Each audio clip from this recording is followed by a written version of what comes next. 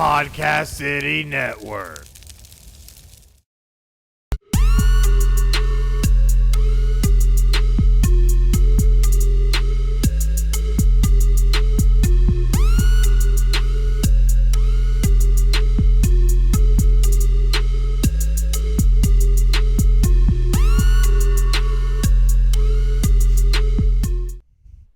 Hey guys, this is Chris, and I am here with Craig, and we are live on Facebook Live for episode 28 of Final Score. I tell you what, this is becoming a nice thing that we're doing here. Yeah, it's been a lot of fun. We've had a lot of great interaction over the last couple weeks, and we're looking forward to doing this. Hopefully, doing this every week. Yeah, hopefully, and we love doing it live just because we know how sports can be. There's always some late breaking crazy news. I know a couple weeks ago we were able to break the Jadeveon Clowney trade, and I wish we were able to go live that one day though. Antonio Brown and all that craziness was going, but we had to wait till the next day. We're sorry, but at the end of the day though, it's always exciting to go live. But to make sure that you get all the notifications of when we have our episodes and when we go live, you need to make sure that you follow us on social media on Facebook, Twitter, and Instagram at PCN Final Score, and then make sure to hop on over and follow us on all our myriad of different platforms that we're on, like Spotify, iHeartRadio, iTunes, Podbean, Stitcher, TuneIn, Google Play Music, and of course PodCoin, which pays you to listen to our podcast. So you want to get paid, make a little money, head over to PodCoin. So tell you what though, action-packed episode today,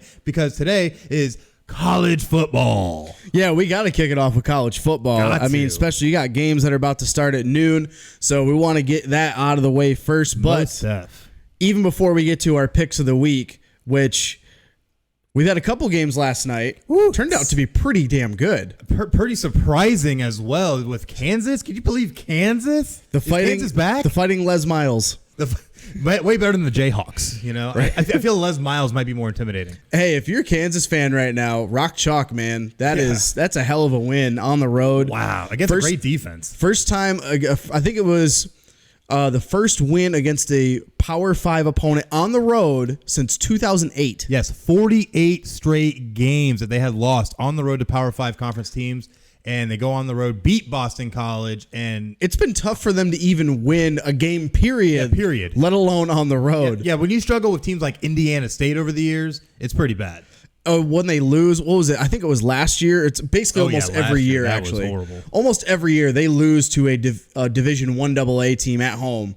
Yeah, guaranteed. It's tough. It's tough to recruit there. I mean, you got Nebraska around you. You got, and especially all the guys that don't go to the big power conference schools. They go to like the South Dakota states of the world that, are power teams in the Division I AA. Well, that and you look in their own state, Kansas State has been dominating the recruiting trail in their own state. So when you have them literally just plucking players left and right from you, what are you really left with? Because you're also in the middle of Kansas. It's not like everybody really wants to go out in the middle of Kansas and play. Well, a lot of these other teams. Yeah, a lot of guys go to Iowa State also, which they have a huge game coming up today. Oh, yeah. College game day was in Ames, Iowa today, I think. Yeah, first time ever. Yeah, that's going to be a raucous crowd. I don't want to give away. I don't want to give away one of my games of the week, but hey, that's up there. We'll get to that. Anyway, so we were talking about those games here, and really what we want to get to with NCAA, we got to lead the show with this. Oh, have to. And California State Senate earlier this week on Wednesday, they voted to pass a bill that's called the Fair Pay to Play Act. Basically, what this is that players won't get punished for making money off their likenesses and things of that nature. Like colleges sell jerseys and they have their number but not their name on it, and players don't get to make any money off that. No, definitely not. Because of what the NCAA has set forward. So the Senate voted to pass it 39-0, landslide that it won, and it was approved 73-0 earlier this week in the House. So now it's up to the governor of the state to see if they want to pass it. The Governor Newsom. So it's going to be interesting. They have 30 days, I believe it is, to sign this into law. Now, obviously, with this legislation, it won't go into effect, though, until 2023. So there's a little bit of a buffer period, and we expect certain kickback, especially from one NCAA, who is very, very in opposition of this bill, because it would make it illegal for California schools to follow NCAA rules on players' ability to make money by selling the rights to his or her own name, image, likeness, and so on and so forth, to the point where the NCAA even has threatened to pull and not allow these teams to participate in postseason play and things of this nature. So it's a very crazy situation, but given how lucrative college athletics is this something we can kind of expect to happen more and more now? South Carolina has already put a bill into their legislation with a similar standing. So I'm not surprised. Yeah, and this happened as soon as this happened Wednesday in California, I think Friday, South Carolina did it next. And you know what school is in South Carolina? Clemson. They're one of the top ranking money-making programs in the last couple of years. Yeah, and not even just football. They have a very decorated men's soccer team. They're actually not too shabby at baseball, too. So, you know, when you have schools like this that are able to generate this kind of money, especially now that we're getting to the East Coast with, like I said, are defending national champions, the first team to go 15-0 in college football, and now they might be going that way. Is the NCAA going to try and slap them, too? They're going to do whatever they can. Absolutely, they're going to try to do it. That's so ridiculous. But I think the funniest part about that is the fact that South Carolina said that, okay, we're going to do it. If they pass it and now Clemson can do it and the NCAA, now you got a real conundrum on your hands because California, let's be fair, on the West Coast, nobody over here on the East Coast unfortunately watches games. They have some great games out there, but they're on so late and most people don't watch them. Yeah, so California, they can get away with just saying, all right, we're going to ban you from all of our NCAA stuff. But if you do it to a top tier college program like Clemson, who's been one of your most dominant programs in college football, not even the other, I'm not mentioning the other sports because football is the big moneymaker. It is. Yes. Football is a huge moneymaker. And of course, this is what this is going to be aimed at. Of course, it's aimed at other sports because there's so many other college athletes throughout the country that they get scholarships to their school, but they're playing maybe lacrosse or soccer or baseball, softball, gymnastics, things like that. There's so many other avenues that they can make money. But this is, I think, more so geared toward players if they want to hold a job while they're doing it. How many stories have you heard of players that are like they can't work another job while they're playing because of the NCAA, but like they can't get by because there's not enough money for them to pay their rent? Yeah, and that's what I find kind of ridiculous about the whole situation. And I always look back to one particular story that always stood out to me, that there used to be an offensive lineman for the Oklahoma Sooners. This is probably almost 10 years ago, maybe a little over, where he was working at a car dealership, trying to make a little extra money, doing detailing and extra work around, the shop and things like that. The NCAA came down on him so hard, they ended up making him ineligible to play half the season that season, because he ended up making money while working for a car dealership in the offseason. And it's because the NCAA bylaws dictate that players are not allowed to hold full-time or part-time positions because of school workload and because you're a student athlete. And I think that's absolutely ridiculous because you've kind of forced the hand in a way. Like, parents aren't going to be able to always just support these kids, especially when you're talking about the amount for tuition, especially if you're not a scholarship player or a full scholarship player. And then room and board, you still got to pay for your food, your insurances, all that, because scholarships only cover room and board, books, and your classes. And even the stipends that they get are not much. No, they're not. And that's recent as well.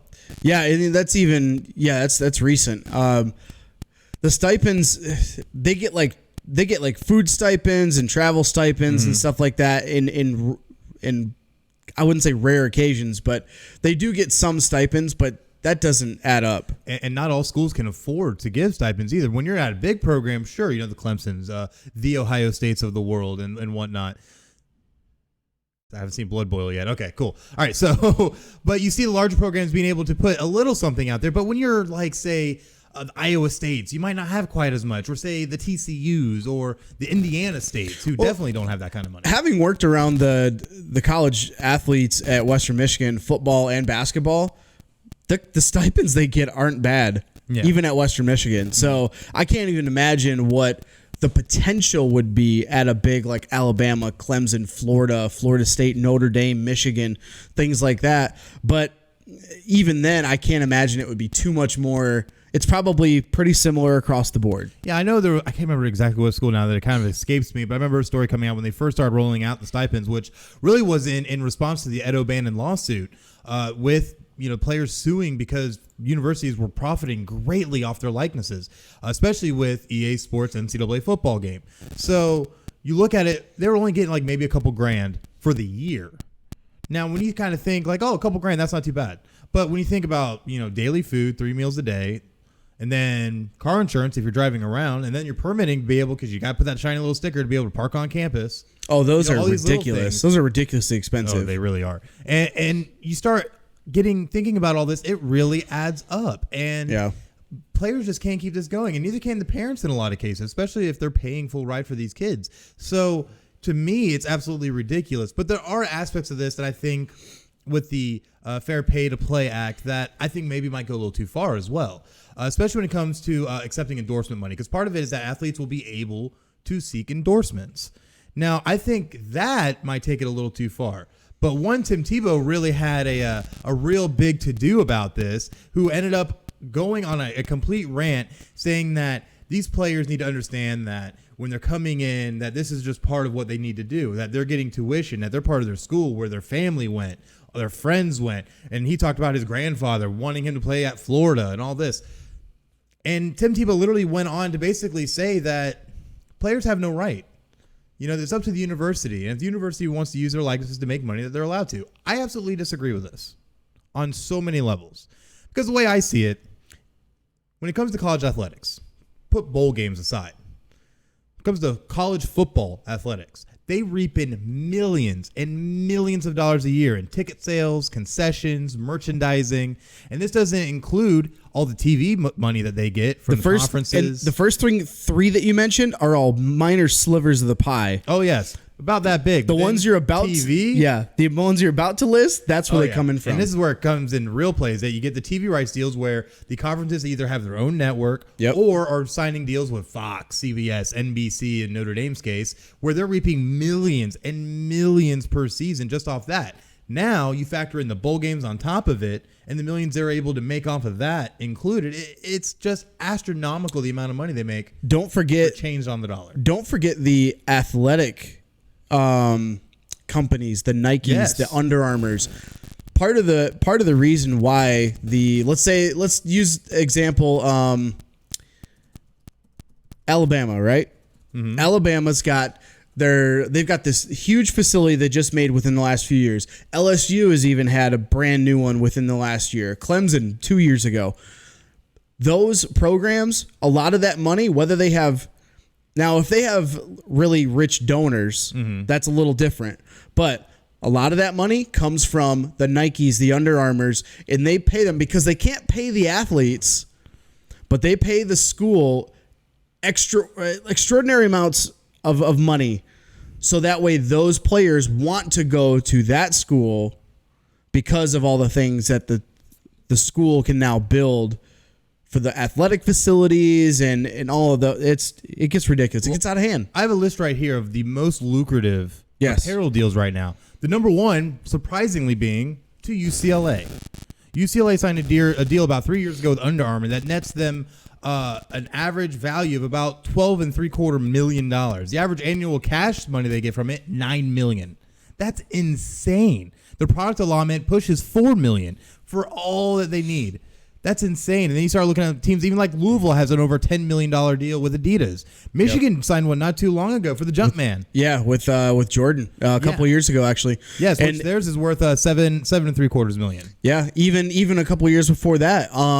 Even the lesser known football programs, Maryland signed a huge deal with Under Armour.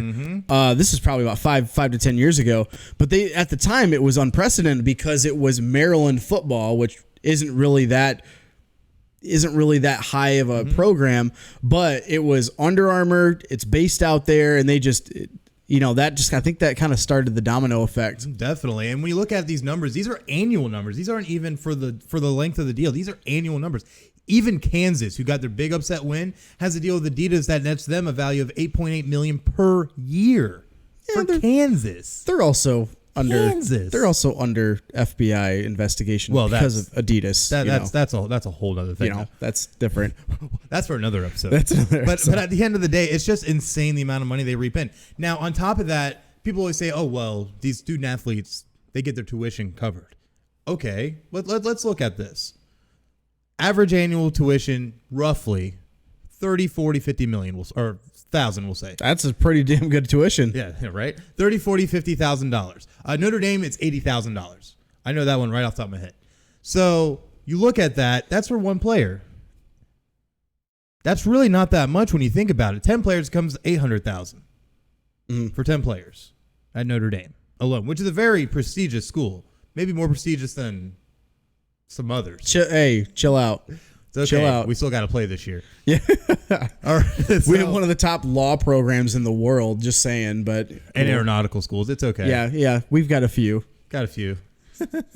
Wait, it depends on which school you're talking about, because law program and engineering program right here. That's true. I got some friends that are that graduated engineers at Western Michigan. But if you want to be Regis Philbin, you go to Notre Dame. Who? Regis? He's still alive? Somehow.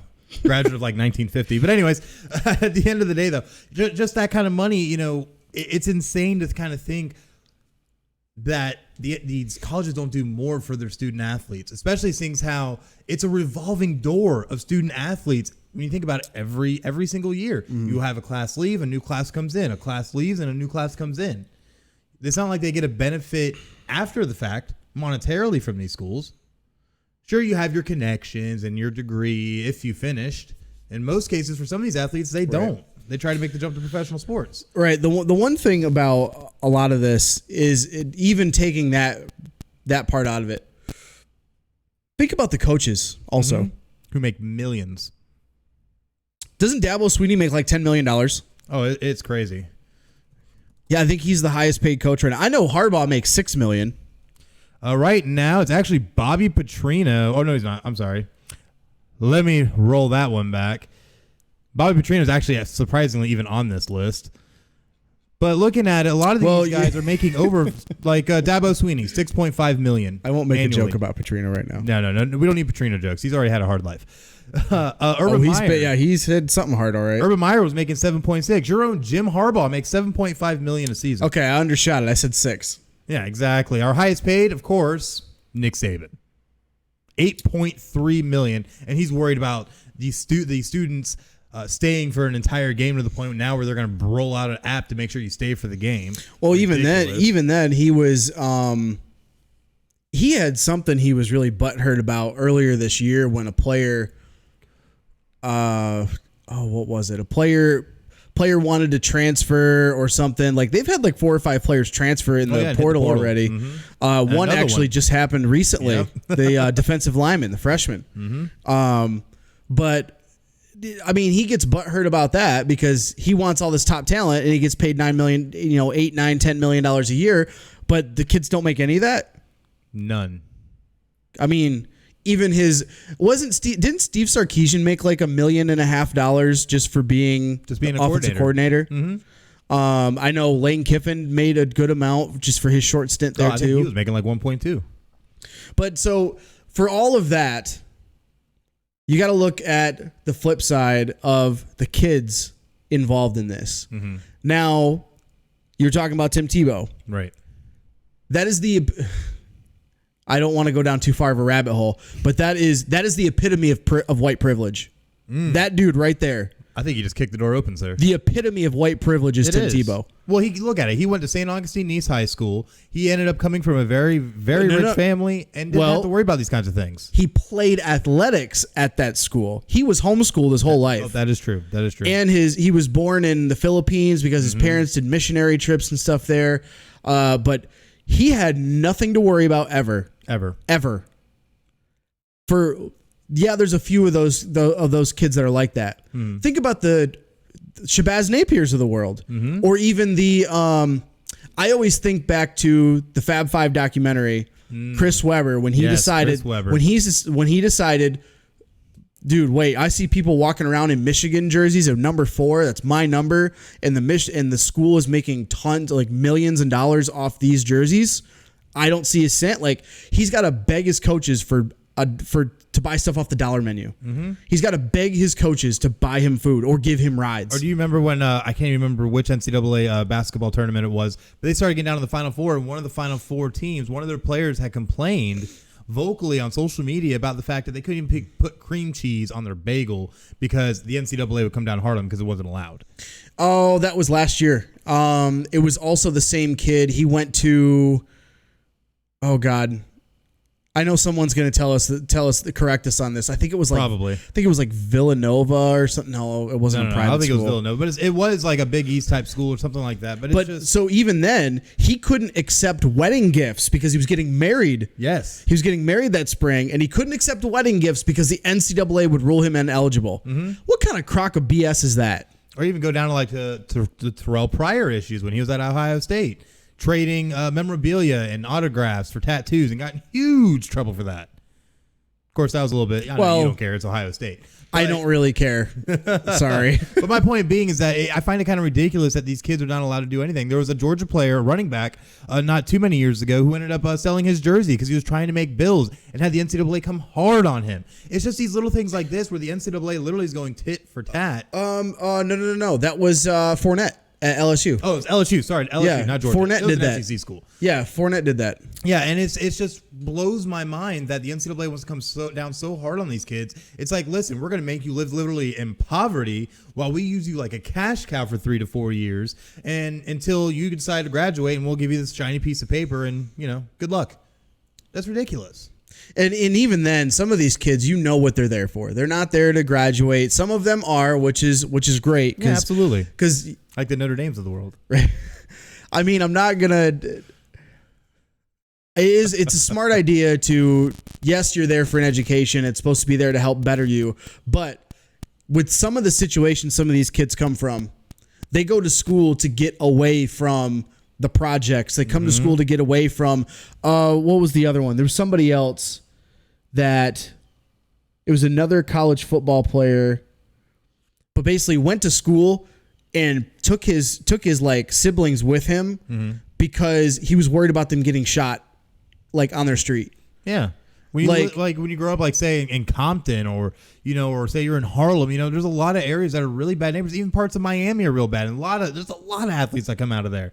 And it's just insane to me that when you have someone like Tim Tebow sitting here trying to dictate and tell kids, oh well, you should just accept it. All right, you go grow up in the inner city and try and tell these guys that they need to just, oh, it's just okay. You can still continue to live in poverty and just scrape by while this school benefits in millions of dollars off of you on an annual basis. That's ridiculous.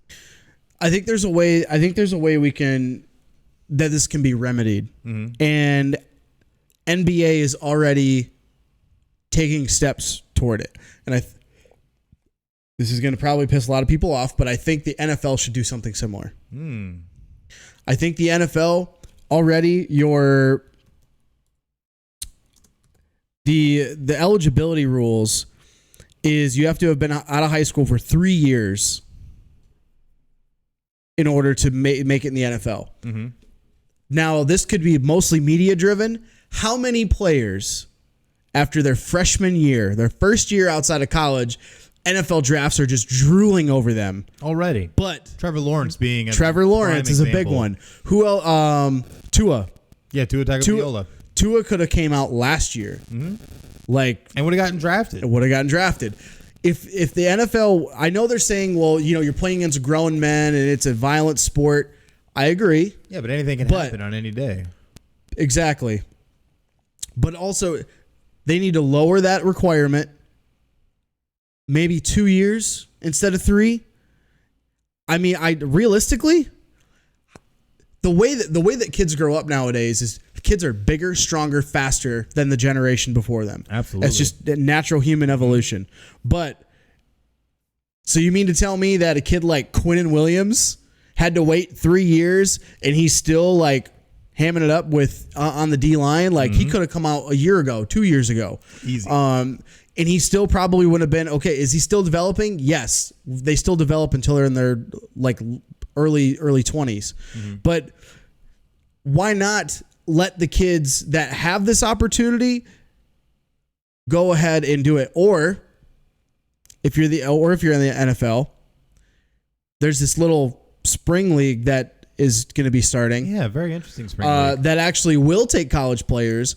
So for the sake of the college kids, I know the college is still the big platform, and that's what's going to get you drafted. Definitely. But I wouldn't be surprised if if the XFL lasts more than a year, I wouldn't be surprised if some college players start jumping there. I definitely could see that happen. And another aspect that we have to look at is that a lot of guys that are in college don't make it to the pros.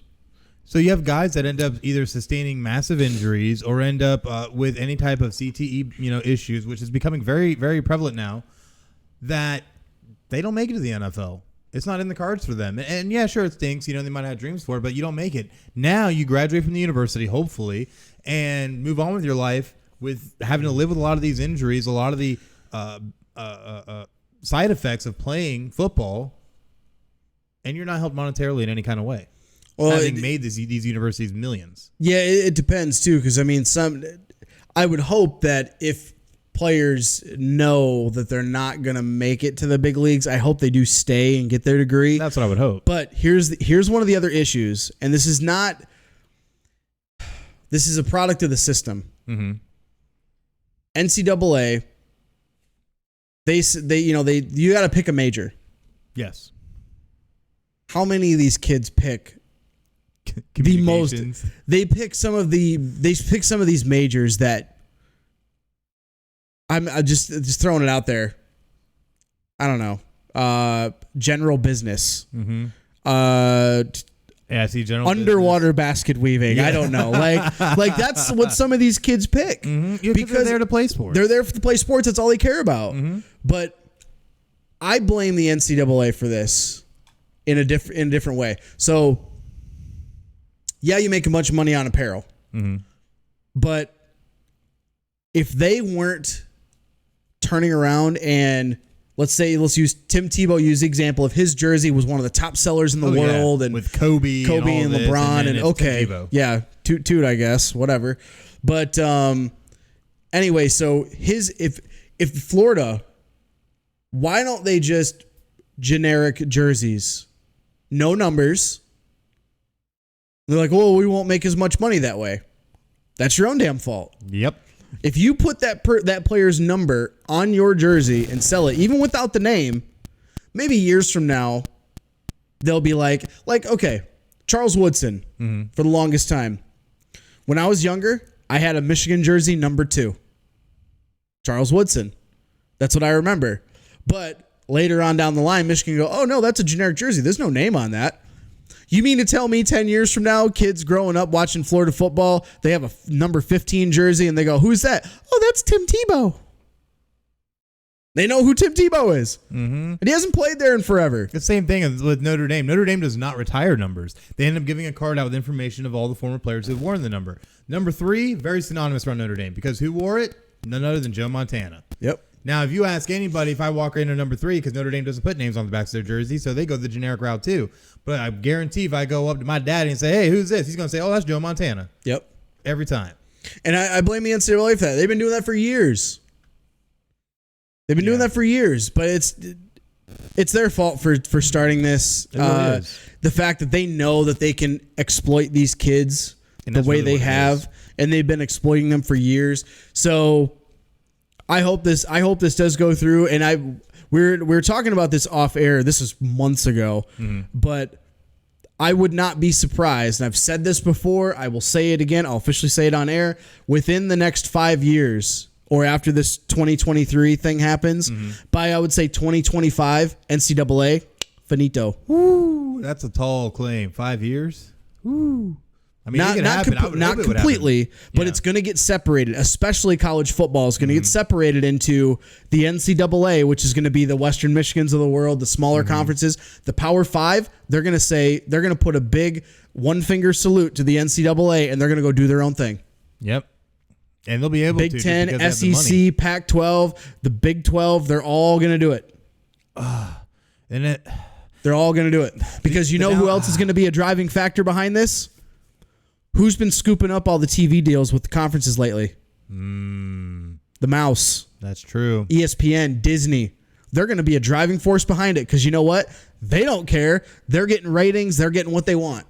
That's true. And they're making money hand over fist. But then does it becomes a football factory at that point where you're literally just like you are the farm team. You're just another version of the XFL in a way, just with college ties. Which I'm not totally against that, but hey, if you're trying to make a run to the NFL, I mean, one of the best ways that I heard this put into perspective, and this will be the last thing, and we'll move on. I promise. Yeah, we'll because move we're on. already deep in on college football. Yeah, I promise we'll move on. But the last thing I heard about this, and I heard this a couple years ago, technically, yes, they are student athletes, but they are also employees of the school. The Northwestern argument. The Northwestern argument. Technically, they're employees of the school because they are making the school money, and they are being brought there for their services, even if it's like a teacher or an AD. They're brought there for their services. With a lot of preset requirements. Yep. And duties that you have to undertake. Technically, you have a resume that you have to beat. So the Northwestern, they're a very hard school to get into because they're very good at the couple different Northwestern medical journalism. Journalism, yes, Northwestern huge journalism. Huge. But they are brought in for their skill set, for their resume. They're brought in and they make the school money. They are employees of the school. And I remember that being such a big battle a few years back with that. And it was just insane to see how that ended up unfolding. Because it ended up being passed in certain areas, but it was still kicked back by others and ended up being this crazy situation. But now we have this, which I think really sets a precedent. But I feel the NCAA is really going to try and kick this around as much as they can, obviously, to try and force this back down. But if this gets signed, this is going to start a little domino effect, I feel. That, like you said, this could lead to the NCAA being a whole new thing in 5 years. Good or so. riddance. Yeah, I agree because it's ridiculous. They're vultures. It's been like this for Come at me, for a while. Yeah, come at us. Catch me outside. How about that? But anyway, so we were talking. Let's kind of move on here. We've been. Let's switch gears. We apologize. Yeah, we do, but we're looking at some of the our weekly pick'em for this week. It's going to be a really crazy week because this is the first time I think in almost 2 or 3 years we don't have a ranked versus ranked matchup. Which the last time we had that, we saw upsets galore, and I think last night is already showing a precedence for what is possibly going to happen this weekend. Yeah, week two, we had our picks in. You went 11-5. I went a dominating 13-3. Oh, dominating. Oh, but what's the overall though? But like I said, I was just say, you still hold the overall lead by 1 game. Still winning. 30-9. I'm 30-9, and I'm 29-10. However, respectable. However, I am already 2-0 this week. Yes, you are. You are 1-1. I'm already 2-0 this week. Don't sleep on Wake Forest, ACC. Don't sleep on Wake Forest. But real quick, just to kind of go over the games that we have for our pick'em this week. We got today Maryland at Temple. Both of us picking Maryland here. Yes, definitely. Also, Maryland, watch out. You're playing at Temple. Temple's hard team to play against at home. Especially at the link. Especially there. They're a tough team to go up and play against. We'll see if the last 2 weeks, or at least last week against Syracuse, we'll see if maybe that was a trend or was that a fluke. Well, this is the highest ranking Maryland's had since 2006, so we'll see how this keeps rolling. See how it goes. Next game, we got number 6 Ohio State at Indiana. This is always a tough game for Ohio State playing at Indiana. Indiana gives them fits, but I think Indiana keeps it close, and then third quarter it runs away. Ohio State wins by like 20. Yeah, just by the past few seasons, the game's always been there. But I have to point out, I like how you just put Ohio. You couldn't put State or anything like that. I'm sorry. What did I miss that? Anyways, Pittsburgh at number 13, Penn State. Darn. This looks to actually be a pretty decent game. Pittsburgh's been battling Penn State pretty hard 2 years ago. Last year, not so close. But we'll definitely see what happens. This is another one. Penn State did not look good against Buffalo last week. I watched the majority of that game. The score showed that they won by like 20 points. They did not look good through the first 3 quarters. Sloppy. They did not look good. They were very sloppy, like you said. I think Penn State does squeak this victory out, though. Kansas State at Mississippi State. Mississippi State's a sleeper right now. They've actually been getting votes in the coaches poll as a top 25 team. I've been seeing that. I was surprised. Yeah, very surprised. But that's going to be a tough game for them, even though they are playing at home. Kansas State's been playing really well. We both have Mississippi State in that game as well. And then looking at North Carolina State playing at West Virginia. NC State's a very, very strong team right now versus what West Virginia, who's without Will Greer, who went on to the NFL from last year. And they're struggling this year. Yeah, they're really trying to find themselves under a new quarterback. NC State, though, we both have them taking this one on the road in West Virginia. And then we got to look at Service Academy Air Force playing in Boulder at Colorado. Both of us taking Colorado after Colorado got that great upset win against Nebraska. Colorado might be actually rolling now, so definitely going to be interesting to see that one. Yeah, that one's going to be a little interesting. That's a very close. A lot of these games, I picked very close spreads just because some of these games are really fun. You really got to dig in and look what you who you want to pick. Stanford traveling here to UCF. Stanford's coming to UCF. That's going to be a lot of fun. I'm actually looking forward to watching that game. Yeah, it's going to be really exciting, especially with Stanford bringing back KJ Costello at quarterback, who didn't play last week. Right. Stanford's 45-20 loss to USC. So Stanford's got to find their identity, though. They do. They are not the same team that we are accustomed to seeing under David Shaw. UCF looking good. And have a bunch of quarterbacks to choose from. Apparently, yeah, they got a bunch of QBs to choose from. I think this is a close game, but I think UCF takes it. We both agree on that. The next game, number 24, USC traveling to BYU. We're split on this one. You got USC, I got BYU. Yeah, definitely going to be an interesting game. I feel USC is playing really great under true freshman quarterback Slavis. He's went out and just killed it against Stanford last week after their quarterback went down, and figures to do so on the road at BYU. Yeah, BYU's really tough at home. They played Utah tough, even though they played flat. And then they had a come-from-behind victory at Tennessee in overtime last weekend. So I think they can pull off the upset. But we'll get to our upset picks in a minute. Oh, yeah. Next one, we got number 2, Alabama at South Carolina. Both of us have Alabama. I think we're probably going to think this goes two different ways. This South Carolina team is not the same one that upset Alabama in 2010. Oh, yeah. I think Alabama wins in a landslide. They should, but we've seen crazy things happen, especially on weekends like this. So definitely we'll get to that in a little bit. True. But both of us do have Bama winning this game. But looking at our next one, and this is our college game day of the week game with number 19 Iowa traveling to Ames, Iowa to play Iowa State in their annual rivalry. Both of us taking Iowa in this one. Cy-Hawk Trophy. Cy-Hawk Trophy, but Iowa State could keep this close and could keep it interesting. I had a tough time picking this game. I really, for the life of me, I wanted to pick Iowa State. This game is always a pick 'em. It doesn't matter who's playing where. This game, you can throw the records out, you can throw everything out. It is always coming down to the very last minute. And absolutely, Iowa didn't look great in their overtime win against Northern Iowa, but they had a bye week last week. Iowa, I still think they're slightly overrated. I wouldn't be surprised if Iowa State wins this game, but I got to give the edge to Iowa. Yeah, we got to. Iowa, honestly, I feel is a well-oiled machine at this point. They're getting these recruits now that are starting to keep them more consistent. So we'll definitely see what happens in that one. But then we have number 9 Florida, the Gators, traveling to Kentucky, and the Wildcats are without their starting quarterback. So this figures, honestly, to be probably a pretty easy Florida win. But last year, though, proved us wrong. So we'll definitely see what happens with this one. But both of us have Florida winning this one. I tell you what, though. Gators, you never know what you're going to get with the Gators. I don't trust Felipe Franks. I really don't. He's worried more about talking to fans on the sidelines than he is about being engaged in the game.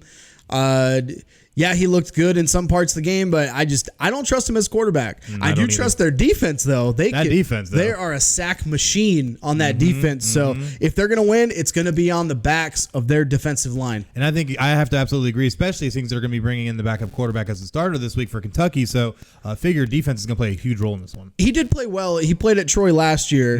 He's a junior transfer from Troy. Yes. But he didn't have a great TD to interception ratio last year. I think he threw for 21 touchdowns and like 12 or 17 interceptions, something crazy like that. And you only had like 16 or 1,700 yards last season too. Yeah, it wasn't great, but their offense isn't predicated for explosive plays down the field. But he is a dual threat quarterback. We'll see how that goes. Next game, we got Florida State traveling to number 25 Virginia.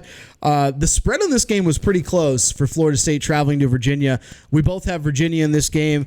I think Virginia beats the spread. I think they win by double digits. Ooh, I honestly think it's going to be a little bit closer. Florida State is starting to understand that, holy crap, we've lost a close game to Boise State. We ended up squeaking out one against a inferior opponent, and now we got to travel on the road, number 25, Virginia. I think it'll be closer than double digits, but I still think Virginia will take this by 7, maybe 8. It's kind of hard to win games when you don't have talent. That's true. Very true. Florida State has no talent. They can't recruit, but you hired Willie Taggart, so yeah. Okay, whatever. But we also have Hawaii traveling to Washington. Oh, yeah, I skipped that game. Yeah, I'm you sorry. skipped that game. Look at you go. The Huskies, though, figure to play well. Hawaii doesn't always play that great away from the island, so this one does figure to be a Washington win. Both of us taking the Huskies in this one. Yeah, and they're trying to revenge that loss. They had that letdown game last week. Oh, yeah. Dropped them, I think, 7 or 9 spots in the poll. Oh, yeah. But when you lose to Cal.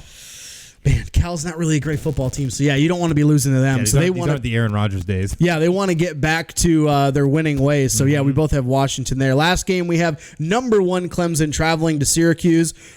We both have Clemson in this game. Syracuse always gives Clemson fits. Always. I don't think that's the case this year. I said it last week. I'll say it again this week. Syracuse is overrated. They had a great season last year. I don't think they're that good. I think Clemson, they don't beat the spread, but I think they win by double digits. I think they'll win by double digits. I think it'll end up happening, though, in the fourth quarter. And I think this game will stay close until then. I can see that. Syracuse does always play Clemson tough. I don't know what it is. It's like there's their Achilles heel when they go up to play Syracuse in New York.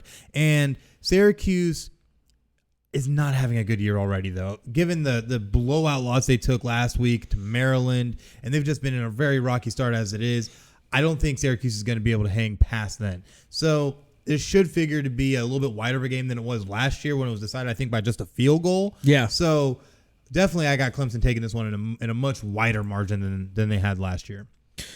Yeah, with all those games that we have a few games that we want to put on upset alert, and of course, we always try to pick a couple games that we put on our upset alert, depending on if we record Saturday or Sunday. Yeah, it's a little different, whatever. But we got college football games today. So what's your upset alert? Who you got on upset alert? My upset alert is going to be UCF with Stanford bringing back their starting quarterback, KJ Costello.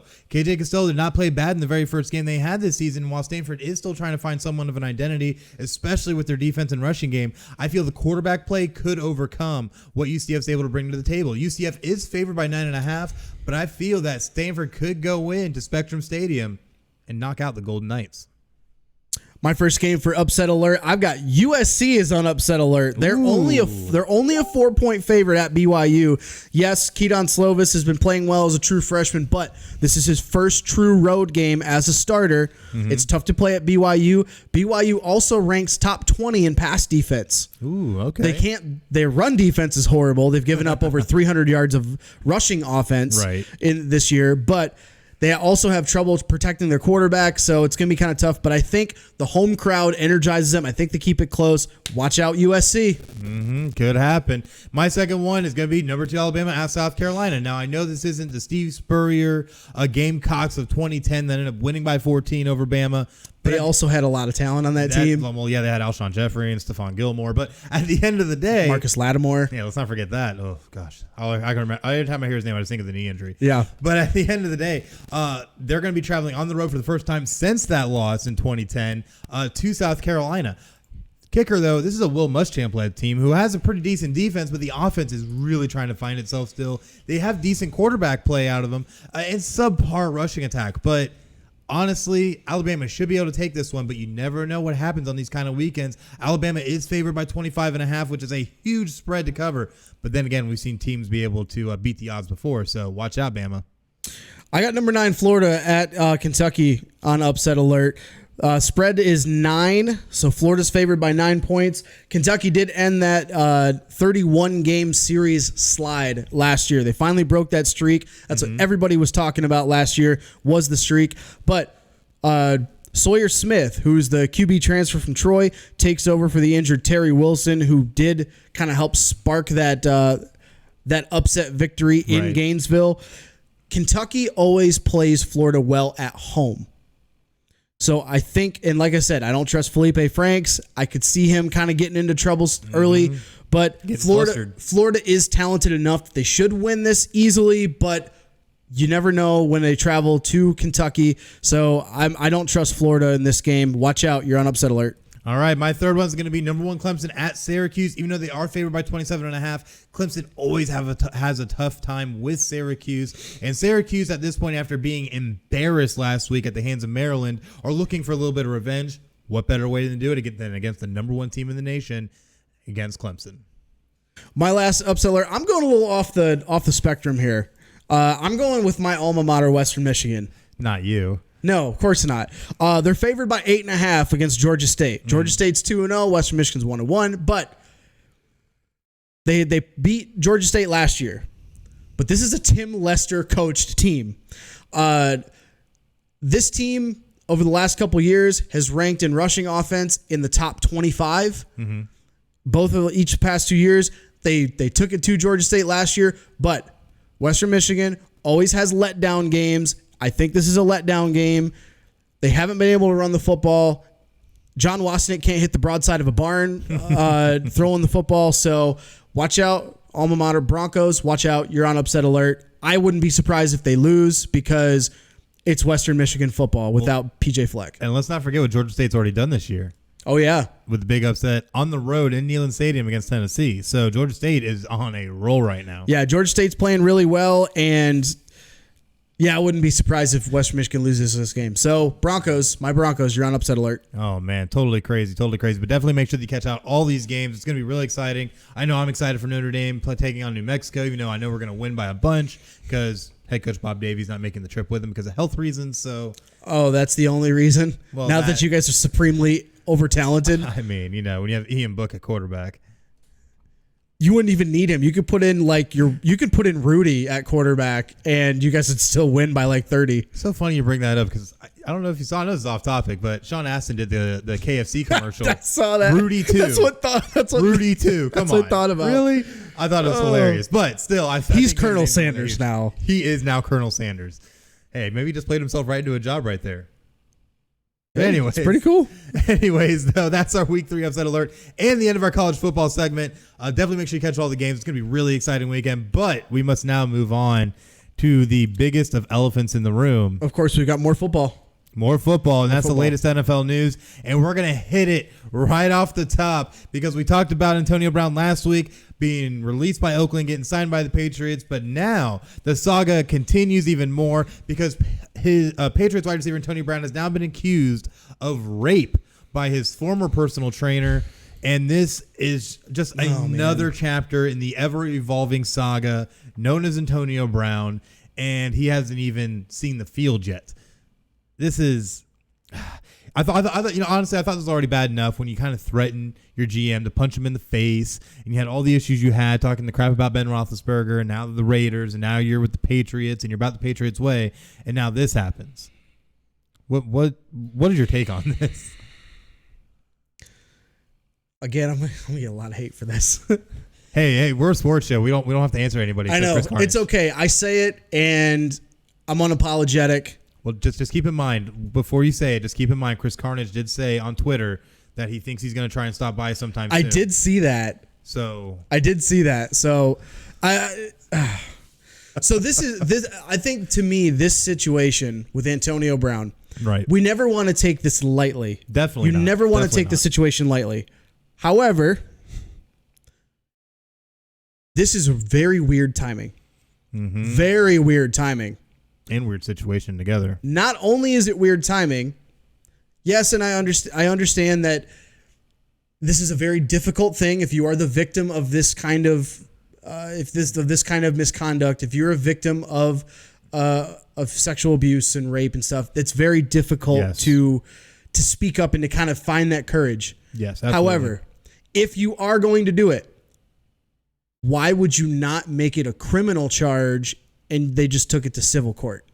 Yeah, it didn't make much sense to me. And they only sued for $75,000 as well, which I also thought was interesting because if you're someone who's been through this, and you have the mental torment and all that kind of stuff, usually they're seeking millions of dollars.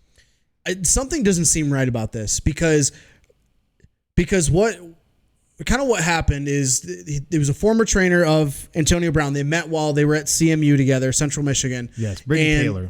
Yeah, Brittany Taylor. And there was supposedly he reached out to her in 2017 about helping him train in the off season or something like that. And I'm not sure where she lives, if she lives here in Florida currently or lives up in Michigan or anywhere in between, but they started hanging out together or whatever. But the alleged misconduct from this civil suit comes from May 2018, where she had reached out to him, or he had reached out to her, and they started actually spending time together. They went out, and apparently they went out with a bunch of him and his buddies, and they went out drinking, came back. She claims that he kind of put himself onto her and she didn't want it. And then right before that, she had asked him about investing in a business opportunity for like $1 million, and his camp said no. And found out that she was like in the hole for $30,000 on something else as well. I don't know. I don't know all the details. I don't want to speak too much on it in that regard. But the one thing I find weird is that anytime you see alleged rape, sexual abuse, it's generally always a criminal case. Yes. Because you want justice served against that person. Why would you only make it a civil case? And she said she would meet with the NFL this next week because she's getting married this week. Something's not right here. No, and what's even stranger is that recently there was videos posted by Antonio Brown showing them together out and about at restaurants and shops, and then videos of them literally in bed together. So is this becoming an ever-evolving, strange situation? Because also when this first broke, I take these things very seriously. Absolutely. I have daughters. I have many, many sisters.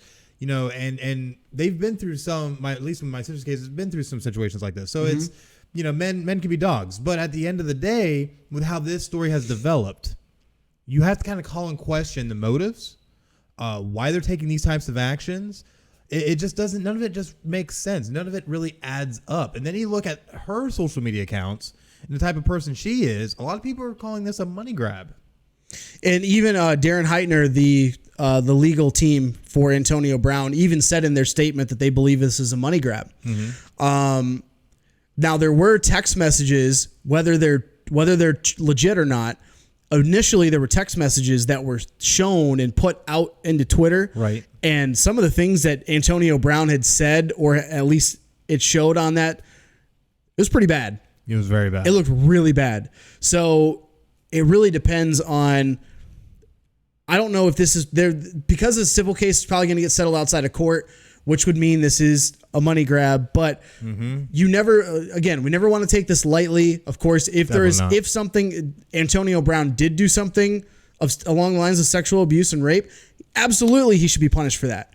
But criminally charged, not civil case. Exactly. That's the one thing I can't get over. I don't understand why you wouldn't want to press criminal charges on someone that actually did you wrong like that. Exactly. I know it's not going to fix it. But at least it'll help bring some sense of justice to that situation. Yes, especially someone in Antonio Brown's position, because he is one of the best wide receivers there is in the NFL, and he makes a stupid amount of money in comparison to normal people. Right. So at the end of the day, because it's also not a actual criminal case, NFL's already come out and said that he's going to be eligible to play for the New England Patriots in week 2 and will not be, as of this time, added to the commissioner's exempt list. Yeah, they only do it for criminal cases. They usually don't do it for any civil misconduct or anything like that. So, yeah, he is eligible to play. He practiced on, Wednesday, which is their walkthrough day for Sunday. Wearing number 17. We don't know what number he's going to pick, but apparently that's what the media cares about right now is the fact that he's going to pick what number? 1, 17, 84, whatever. Yeah, but let's not look at the big picture here. Yeah, whatever. Thanks, media.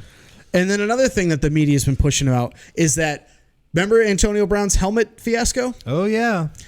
He signed with Zenith, or at least had an agreement with Zenith, the helmet he was going to use. They have now pulled their sponsorship with him. Yes. He lost his helmet sponsorship with Zenith. So now of course, I posted it on Twitter as soon as that happened about Is the media going to make this, what helmet is he going to wear now? Now is he going to have another grievance because he can't wear the... Is he going to decide to wear Zenith? Is he going to not decide to wear Zenith and now file another grievance because he doesn't want to do it? No, Bill Belichick's going to come in and just say, listen here, just wear a damn helmet and let's get playing football. I'm just saying, based on his past antics and his past behavior, I wouldn't be surprised if he tries to pull another grievance case about a helmet. That is very true. And it's funny that Zenith, their only response to this and everything with dropping him as a sponsored athlete was, well, we look forward to a lot of players wearing our helmets, the Zenith brand, and the Zenith shadow going into this upcoming season. And that was all they said. Well, I mean, because I think even the earlier part of that statement was about the misconduct, but they even like very vainly like graced over it. Yes, like we don't want to be represented like that kind of thing. So yeah, it's just crazy to me. But I'm not surprised at the same time because I feel like no matter where Antonio Brown goes now, it's just drama. It doesn't matter where he goes. There's always something happening. Now, in this case, it's a little different. Yeah, in this case, it's not like it followed him and he'd done something while he was there. Exactly. This happened last year or even the year before, and I think this is just a product of because of everything else that's going on. Again, the timing is weird. The situation of it's weird. It's only a civil case, only wanting $75,000. Yeah. Like, none of this, some of this doesn't add up. It doesn't. Usually, in a lot of ways. Yeah. Usually you want to, you have like a kind of a sixth sense about this. You kind of have your intuition tells you something. My intuition tells me that something doesn't add up. Something's not right about this situation. Agree. But you know what else isn't adding up? And that is all of the issues the Miami Dolphins are having, including now multiple players requesting to be traded from the Dolphins after the 59-10 loss in Week 1 versus the Ravens, the Baltimore Ravens. What's going on with Miami at this point? The Miami Tanks. So they already had their fire sale. They got rid of Kenny Stills, Laramie Tunzel, and of course players were saying that they were going to revolt if Tunzel was traded. They got blown out 59-10 at home against the Ravens, in which we saw running back Lamar Jackson. Right. Have you seen that? I did. That was hilarious. But now he has a perfect passer rating. He has had the best response to this you could have as a player in his situation, where he's like, "Oh yeah, pretty good for a running back, right?" Like says it. He's openly admitting it. Like that's what his stigma has been. It's been great. But 59-10 loss at home against the Ravens, and multiple players reportedly reached out to management and said, "Hey, we want to get traded." Well, there was a refute of this report until players actually started posting on social media that they did want to be traded. So I think Miami at this point is starting to just lose overall control. Yeah, they're in a really weird situation. I don't know what they think they're trying to do or accomplish by. I think they're trying but not trying to show that they're tanking. Right. Kind of like how the Sixers did it at first before they actually full on said, "Yeah, we're tanking." Right. But we've never actually seen an NFL team openly admit to tanking. I mean, once they switch out the logo for a tank, I think that'll be the cherry on top, right? Have you seen this? I wanted to show you guys this on social media, and I'll share it today on Twitter. But I want to show you this. Yeah, so definitely make sure that you follow us on Twitter at PCN. This is the logo I'm going to send them earlier. Oh gosh, tomorrow. I'm going to send it later today. I'm head out. The logo, I wish you could see this. The logo, the dolphin in the logo doesn't even want to be there. It's hilarious. Man. But so one of the ones that's been vocal about it, at least to an extent, defensive back Minkah Fitzpatrick, he's been given permission to seek a trade. So he was drafted 11th overall in the 2018 draft. He's seeking to get traded because he doesn't like that he's playing multiple positions. Which I guess I can understand. So here's a couple things with that. When he played at Alabama, he played 3 positions. Yes. He played safety and what they called star and money, which is a couple different. It's basically a rover safety, one, and it comes up and plays it up in the line kind of thing. You can come up, play linebacker, go a little bit more out towards the corner. Yeah. So he's been a very versatile, and that's what he was drafted for. He's a very versatile defensive back. Right. And Brian Flores played under Bill Belichick, or coached under Bill Belichick. He also likes to put guys in different positions and move people around. Most New England coaching staff members do that. Yes. Yes. He played 3 out of 4 different positions in the defensive backfield against the Ravens, and basically he doesn't feel like that's conducive to him growing as a player, which I get. But especially in the NFL. That's what you were drafted for, is to play multiple positions. Here's the kicker. Earlier this year, in actually August, during joint practices with Tampa Bay, Minkah Fitzpatrick's mother tweeted out about her displeasure with him playing multiple positions. Tweeted that he was being used incorrectly. And then he confirmed it. Real quick. Your mama? Real quick. Your mother? Who is this? Kevin Durant? Draymond Green? You the real MVP. I mean, I won't give Draymond Green crap because that dude stands up for himself enough. But Kevin Durant, his mom, about stuff, tweets, talks about stuff, and then, fight your battles for you. Like, come on, man. Yeah, like, for real. If you're unhappy, and I know his response to it was, I'm going to do whatever coach wants me to do, but if that conversation comes up, we'll address it then. That means that you're being very passive about it. If you're not happy, you should be able to go as a first round pick. You should be able to go to your coach and be like, hey, I know we're playing. I appreciate you giving me the opportunity, but I would like if I would like to focus on this spot.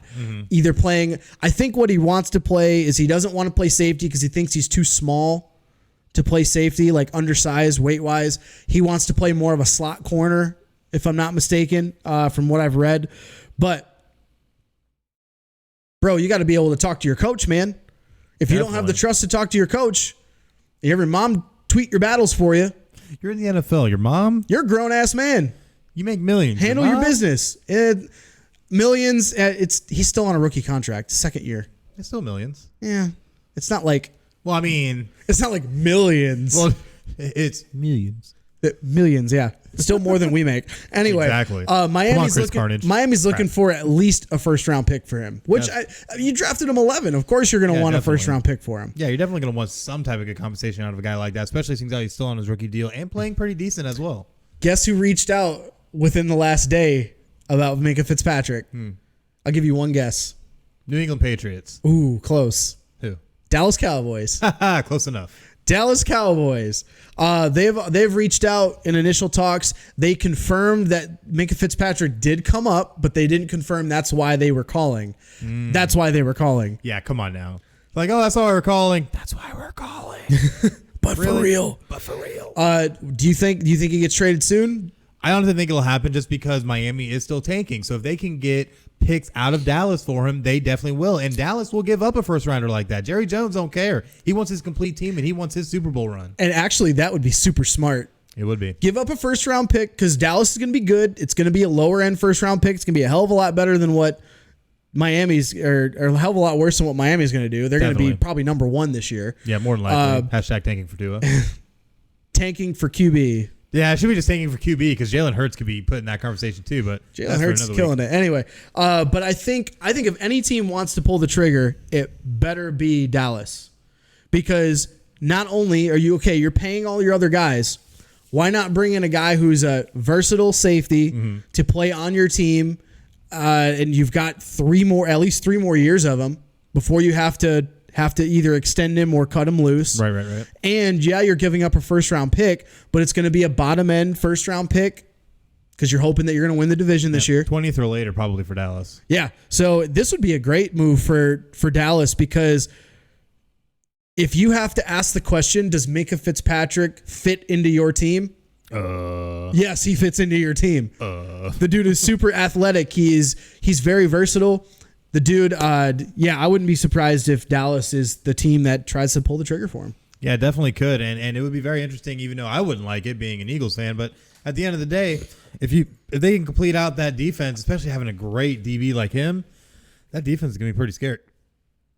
Yeah, if I was the Lions, I wouldn't trade a first round pick for him, because depending on how you do, we're not going to be getting a 20th or later draft pick. I don't want to be trading a top 15 draft pick for him, but exactly. But you don't know. You don't know what you're going to get out of the Lions this year. So I would love to see Minkah Fitzpatrick in a Lions uniform. but I'm not willing to give up a potential top 15 pick for him. Well, all I got to say is I have to agree with one of our commenters, Ken, in our chat right now, who's saying, "What's up, Ken?" I can't exactly say what he said about Dallas, but basically, screw Dallas. I'm all about it. Yes. Yes. Expletive. Down with the star. Down with the star. I like that. That's nice. That's catchy. I'm about to make that into a shirt. Down with the star. That means you're like, you down with OPP? Like you down with the star?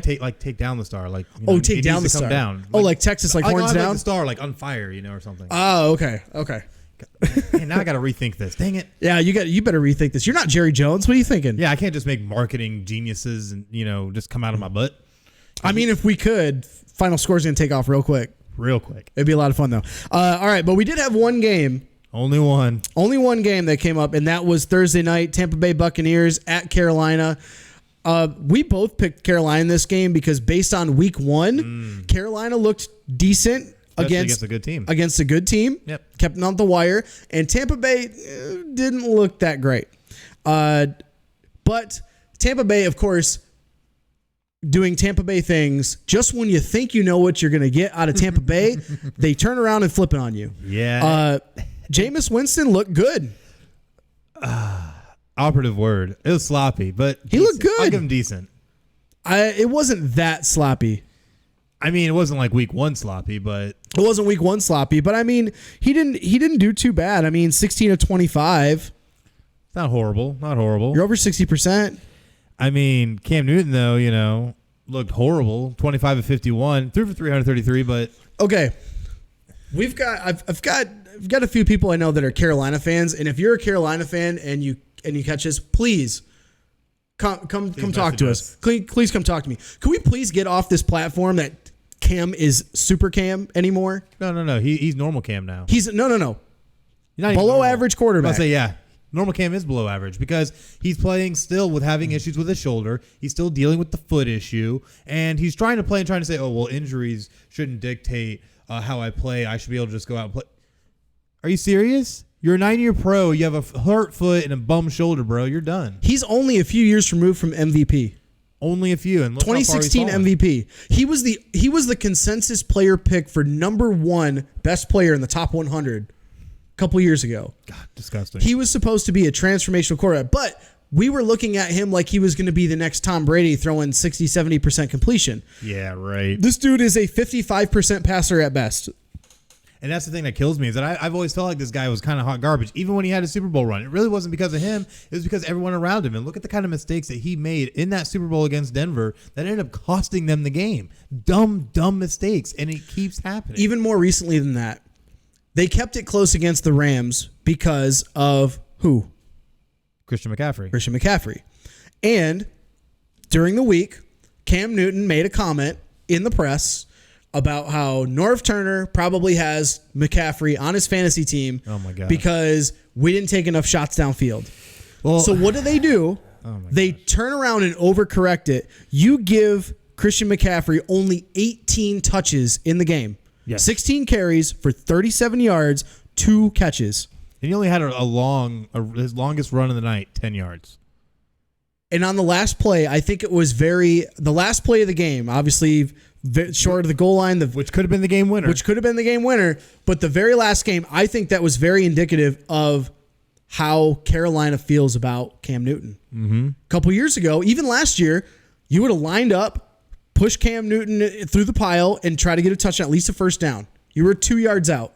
Or do a bootleg rush, something with him. Let his legs do the talking. What do? They put him in motion. They try to run a Philly special, which I thought the coolest nickname for that I saw was the silly special. Oh, very applicable. Because they didn't complete the reverse. They faked the reverse, Christian McCaffrey. But even then, he tried to stretch it to the corner. It looked like he could have cut up field and at least gotten a first down. But that play call, you're 2 yards away from the end zone. You only need 1 yard to get a first down. What in the hell are you doing? That makes it a 3-point ball game. Cam Newton, obviously, you were talking about his shoulder issues. There's something else going on because he went under 50% throwing. He looked awful. Even though he threw for 300 yards, please stop saying that Cam Newton is a great quarterback. I'm going to throw something out there. If Cam Newton has a bad season this season all the way through, I don't know how much is left on his contract. I actually don't think it's that much. I'll look it up for you. Yeah, go ahead, I'll look it up for you. But looking at how Cam Newton's played, ever since they made that crazy run all the way to Super Bowl 50 to play the Broncos, ever since then, Cam Newton's just been on a downward spiral. Complete downward spiral. To the tune to where now, he was asked after the game, oh, do you feel slighted that they didn't put the ball in your hands? And Cam Newton's, trying to be professional, was like, oh, well, I don't like to think that way because that becomes a blame game, a rabbit hole we go down where fingers end up being pointed, and it's not good for anybody. But could you take him seriously with what he was wearing, though? Definitely not. Dude looked like a grandma with Coolio's hair. He is the worst dressed person. Did someone at least help him across the street when he left the building? It had to be a Boy Scout trying to get another. Yeah, he's trying to get a badge, right? But so the contract you're talking about, we're in 2019. He's got a base salary of $16 million, and next year is his last year. He's making $18 million. Calling it now. Then at the end of this year, maybe at the end of next year, if they want to go out the full length of his contract, I'm saying it now. Cam Newton will no longer be a Carolina Panther. I don't argue with that. And if they do work bad enough, you got to think with all these quarterback prospects coming out, I'm going to call it now that going into next year's draft, the 2020 draft, they are going to draft their quarterback of the future to replace Cam Newton. And Cam Newton will start next season, but it's going to be like all these other quarterback situations we're seeing around the league. It's just going to be a matter of time before that backup takes over the reins and Cam Newton hits the bench. So here's a couple of quick stats for you about Cam Newton. So he's been in the league now 9 years. 9 years. Yep. And I'm going to take out this year's stats so far. Over the last 9 years, he's only thrown 60% or better 3 times. Mm-hmm.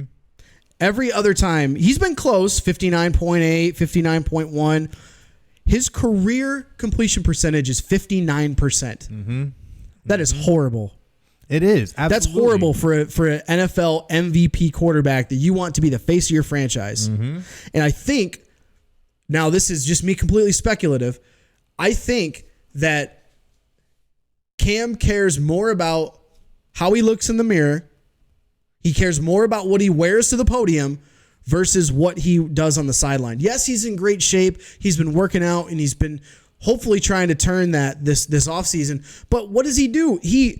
After a game where you would imagine he's going to be upset about how the play call was and the fact they couldn't win, what does he do? He takes the time to go put his pregame stuff on, put the damn scarf on over his head, and go out there like glasses. Dude, it's at the end of a game. What kind of fashion statement are you trying to make, man?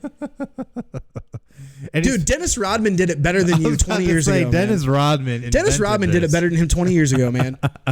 But he's only thrown for 4,000 yards once, and it was his rookie year, 2011. Another thing, too, we got to talk about is the fact that Torrey Smith retired, which is also going to affect Cam Newton. But first things first, hats off to Torrey Smith. You had a great career. Definitely helped the Philadelphia Eagles win a Super Bowl along with the Baltimore Ravens. Definitely a great career for him. But now you lose that weapon. That is a big weapon for him, too, now that he's losing. What do you have left in the cupboard? I mean, Torrey Smith, unfortunately, wasn't much of a factor there. You got Greg Olsen, DJ Moore, Curtis Samuel. In that offense. So, he's trying to find his way at this point. Hats off to Torrey Smith. Dude he's not been a productive player in the last couple years. Let's be honest. Since he left Philly. Because he was productive for Philly. He wasn't barely Alshon Jeffrey or Nelson Aguilar, but he still was a contributor, and he still was scoring touchdowns, and that's the big thing. He hasn't been productive in a couple years. I don't even take him into consideration with Carolina. You brought in Hogan. You got Curtis Samuel, you got DJ Moore, you got Olsen. Those guys, for the most part, aren't jumping off the page just yet. There's some talent there, but here's another stat I'm gonna throw at you about Cam Newton. Okay. Over his 9 years, one time in his career has he thrown more than 30 touchdowns. 2015 when he was a first-team All-Pro, 35 touchdowns. His next closest year, he did it twice, 24 touchdowns. That's it. That's not a franchise quarterback. No, it's really not. I'm sorry. It's not. That's mediocre at best. I've been saying it for years. Cam Newton's a mediocre quarterback. Oh, quick update, though. Temple is currently up on Maryland 7-2.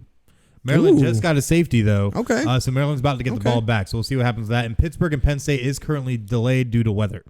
So, but back to what we're talking about.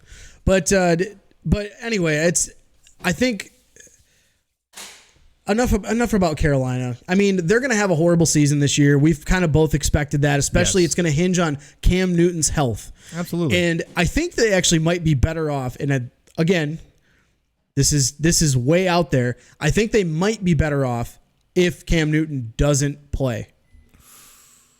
Yeah, but look at who backs him up. You're going to leave it to Will Grier? I didn't say it would be good, but you would, if you have Cam Newton in the game, yeah, you have to scout for both players. Mm-hmm. But Cam Newton, said it before, I'll say it again, is not an accurate quarterback. He's not a good quarterback. No, he's not. He's a dual threat. He's a running quarterback, but if he's having ankle issues, having shoulder issues, he changes throwing motion, he's not stepping into his throws.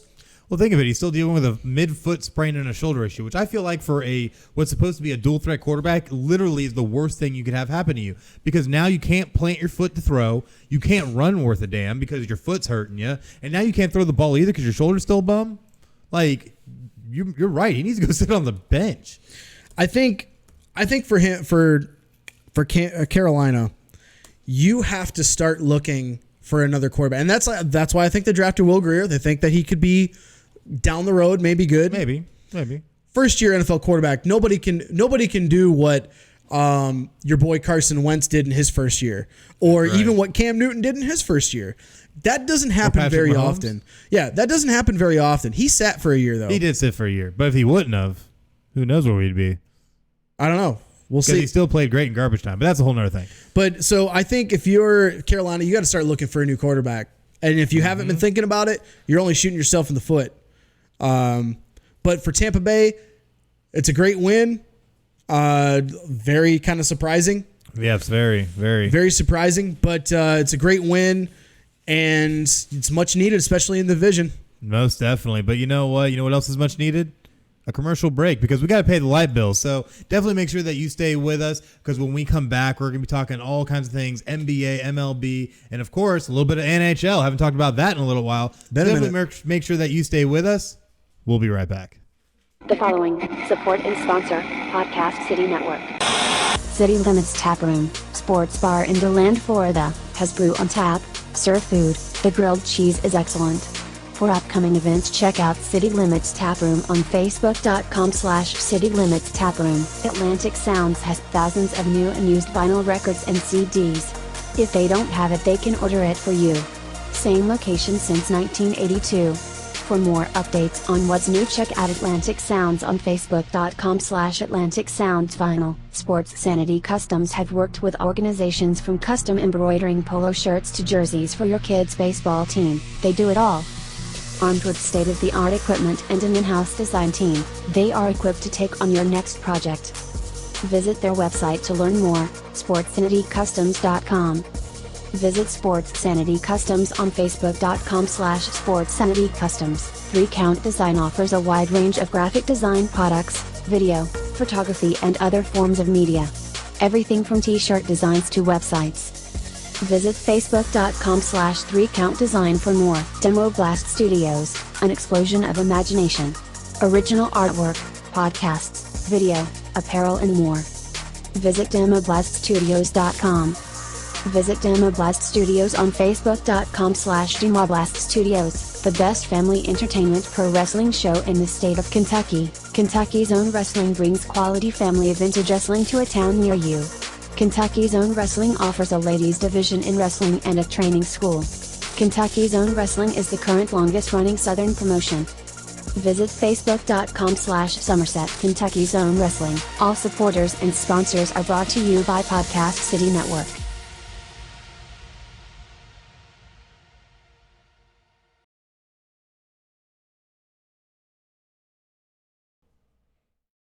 And we are back here on Final Score with Chris and Craig. And now we're going to hit some NBA news. We're going to jump right into it because the Detroit Pistons and veteran swingman Joe Johnson have agreed to terms on a deal. What's the deal? So they agreed to a $2.6 million deal. That is $220K guaranteed money. Becomes fully guaranteed if he's on the roster past January 7th. So it is partially guaranteed. Of course, Joe Johnson being 38, he played last year in this year's Big Three. Yep. Won the MVP, torched everybody. Yeah, he did. He made that league his bitch. Yeah.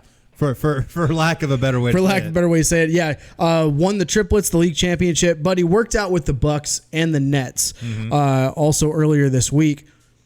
So good on Joe Johnson. Definitely deserves to be back in the NBA. He clearly can still play. Oh, definitely can still play. Only question. Yes. Why the Pistons? Again, you know me. I'm all Detroit all the time. What? Maybe he just wants a shot. Go to the Nets. Go to the Bucks. Go to a team that can help you win if that's what you want. Maybe they didn't extend them deals. Maybe. I don't know. Because the way I look at it, when you're a guy at his age, like you kind of just want to try and find a way in anywhere you can. Because this guy's almost 40. You know, he last played, you said, 2018 season. But he's been in Big Three. He's 38 years old. This guy just wants a shot, which I don't blame him. You know, why not go ahead and play with the Detroit Pistons? No. You gotta go get rings then, man. Ray Allen did it. He went to Miami. Yeah, but Joe Johnson's no Ray Allen. Come on, man. Okay, let's be honest then. I don't know. I feel like maybe he could have found somewhere better than Detroit, but you know, maybe there was teams that just didn't want to take that kind of chance. But it's really hard to tell at this point. Here's my thing with Detroit, and I get like, unfortunately, Detroit has been in this real stupid limbo where it's like, we don't want to tank because we don't want to start over, so we're gonna make a trade for Blake Griffin, and then Stan Van Gundy was trying to save his job, and then finally, thankfully, they fired him. And then, then they gave an extension to Reggie Jackson and Andre Drummond, and now all your money's tied up in those three guys. You go out and sign Derrick Rose. Why? He's not gonna move the needle for you. Yeah, this isn't Chicago Bulls Derrick Rose. You've got a mix. You've got a mix of veterans and young guys on the team, which is good if you're a contender. Pistons ain't contending. They scraped to try to get in the playoffs. I mean, who knows? Maybe they feel like having a guy like him with his type of veteran leadership might be able to help him push them over the top and maybe make a push made for an 8th seed. Just tank. I'm not kidding. I mean, it's not a bad idea, but first of all, you shouldn't have signed Derrick Rose. No, shouldn't. I don't care if he's rejuvenating his career. We're not in a position to compete. Don't sign Derrick Rose. Don't sign Joe Johnson. And Derrick Rose, honestly, like I said earlier, is not the Chicago Bulls Derrick Rose of old. He is honestly washed up, I feel like. No. He's rejuvenated his careers in the last year or so. He had a very good year last year. I'm not saying he had a bad year, but still, these are not Chicago Bull years. He isn't like an MVP form. Well, that's a very small window. And it's, of course, if you win an MVP, even like a Cam Newton, we're talking about him in the previous segment. Right. If you get hurt, you can't ever get back to that. So typically, I don't hold that against Derrick Rose. Unless you're Adrian Peterson and just still go out and rush for like 2,000 yards. Yeah, I don't hold that against Derrick Rose. I hold this against the Pistons. Like, all right, you got all your money tied up in Blake Griffin, Andre Drummond, Reggie Jackson. Reggie Jackson, not only is he not ever on the court because he's hurt, he's not great when he's on the court. Yeah, sadly, he's not good. He's not good. Andre Drummond, one of the most, not one of, the most overpaid player in the NBA. Mark it down. Man, I'm glad this is your team because you're being scathing right now. Yeah, you know me. I don't hold back. Would you like a bucket of hot water to throw on him as well? I got cold water. Well, that's too nice. That's too nice for you. I got hot coffee waiting on me. Hey, there you go. Which hopefully your system might bring over at some point. We got to get our producer over here to do that. Right. Andre Drummond, most overpaid player in the NBA. The dude is a glorified... He's really an overpaid Ben Wallace is what he is. Yeah, there's a good comparison. But he's not even as good as Ben Wallace. No, he's not at all. That's the thing. He's an overpaid version of Ben Wallace that doesn't live up to that standard. Right. Blake Griffin... Okay, you traded for him clearly for a cash grab for tickets. Definitely. He's good, but he's not going to lead you to a championship. No. If you're the Pistons, for the love of God, I feel like I do this every week on the show with one of my teams. For the love of God, just please tear it all down. Start off like You just drafted Sekou Doumbouya from France. You got Luke Kennard that they feel pretty good about. You still got Bruce Brown down in the that you drafted last year. Mm-hmm. They have some young potential, and you got Dwayne Casey, who's a very good coach. Figure it out, man. Figure out, do you want to try to compete for a championship? Because if you do, you're doing it wrong. They just need to hire you at this point. Like, what are they doing? You just need to be the Detroit sports analyst for them and just tell them how they need to do it. I mean, hey, Detroit GM. That's what I'll take Joe Dumars' old job. Hell yes, I'll take Joe Dumars' old job. I can't guarantee I would do just as well as him win a championship, but I would do it. And you'd be smiling the whole time doing it. You damn right I would. Absolutely.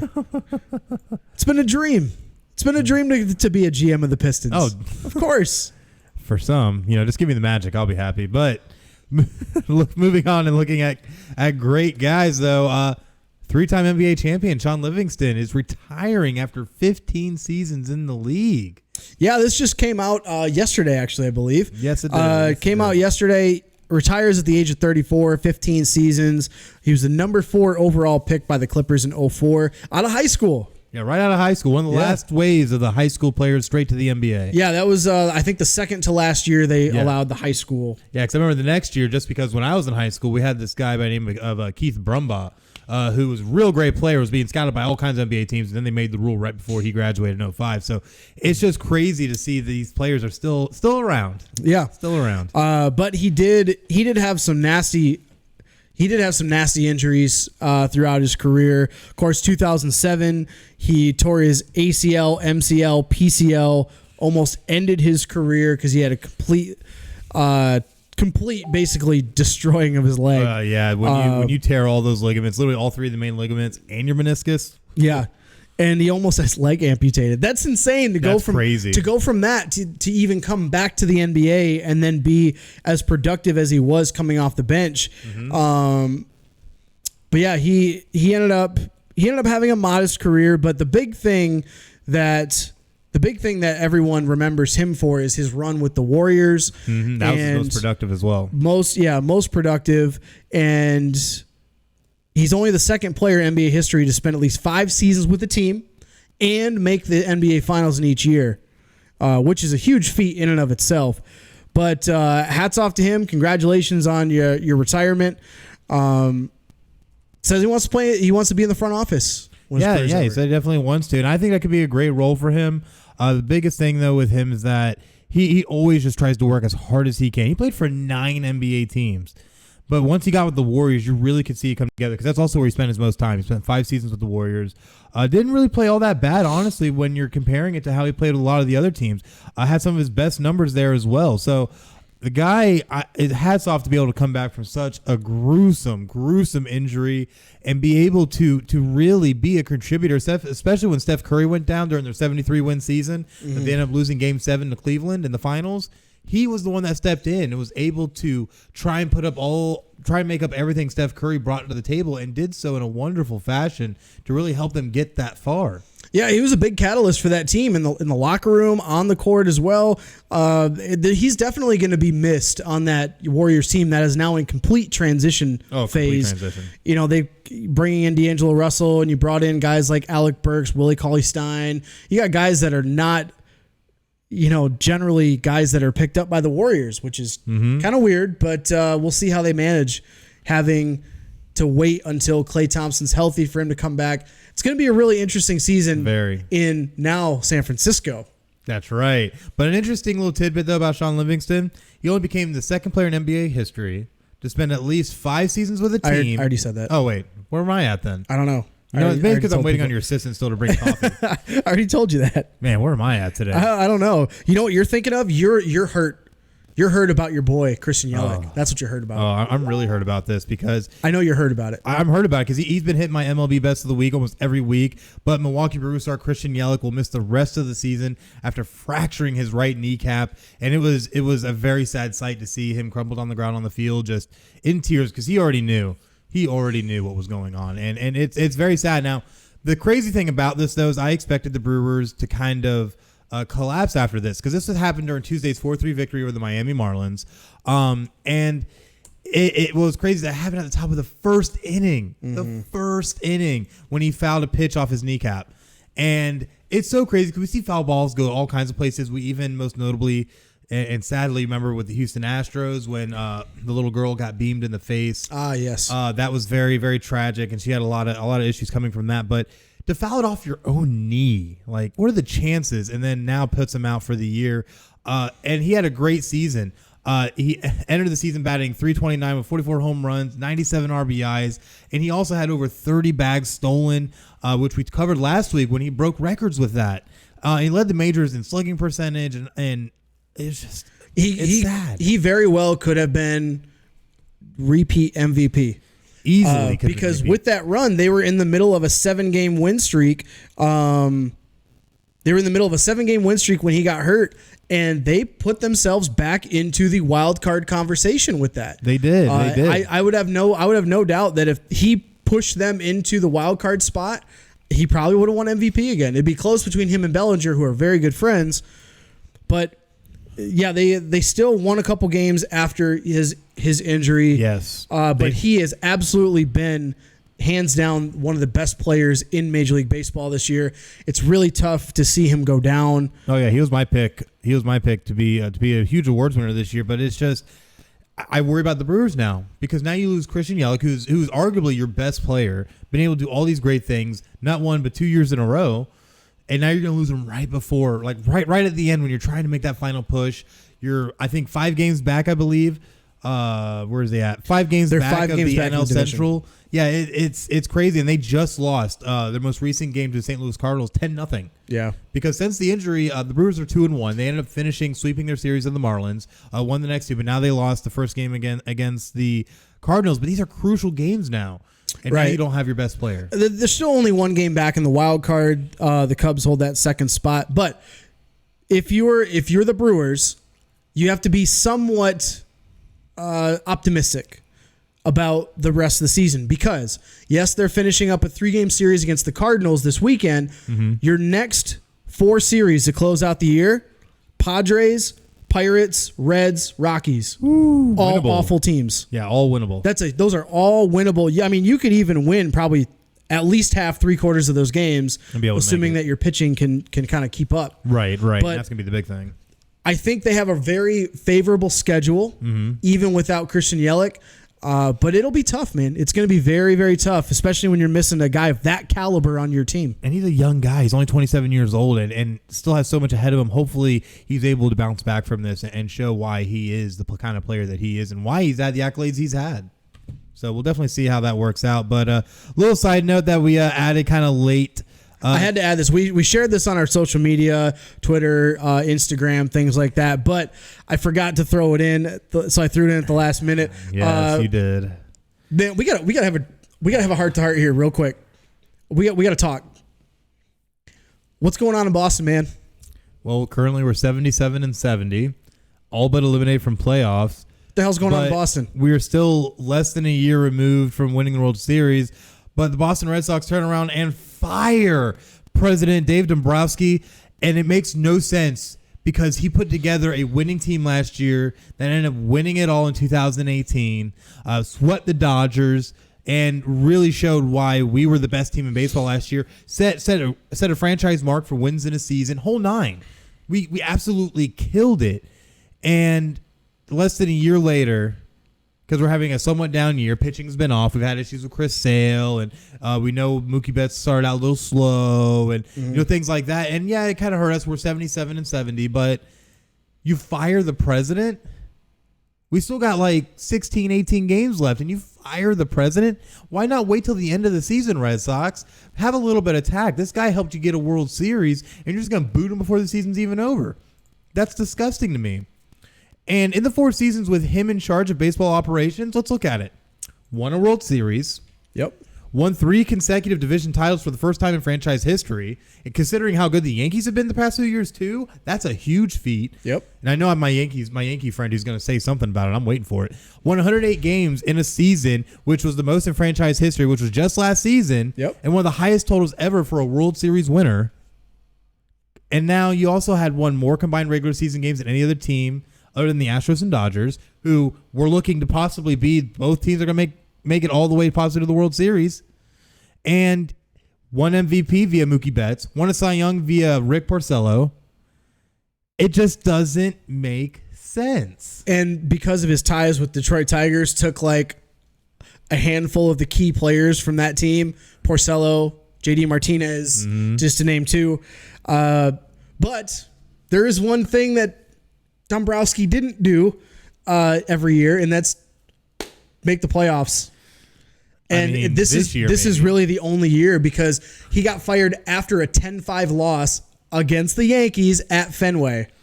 If there's one way to piss off Boston management, is lose at home to the Yankees of all teams. I mean, it's going to happen here and there. It's a heated rivalry, but I feel if this were, say, next season and we had a repeat of basically this season, then I could understand. I agree.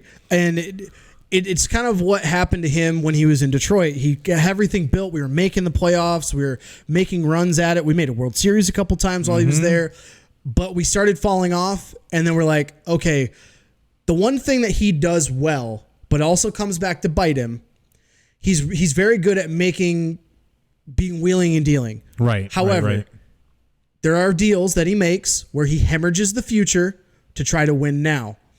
And I think that's one thing that Boston didn't like, is the fact that he would trade away top prospects to try to get guys to help win now. But in baseball, that's the only way you're going to win.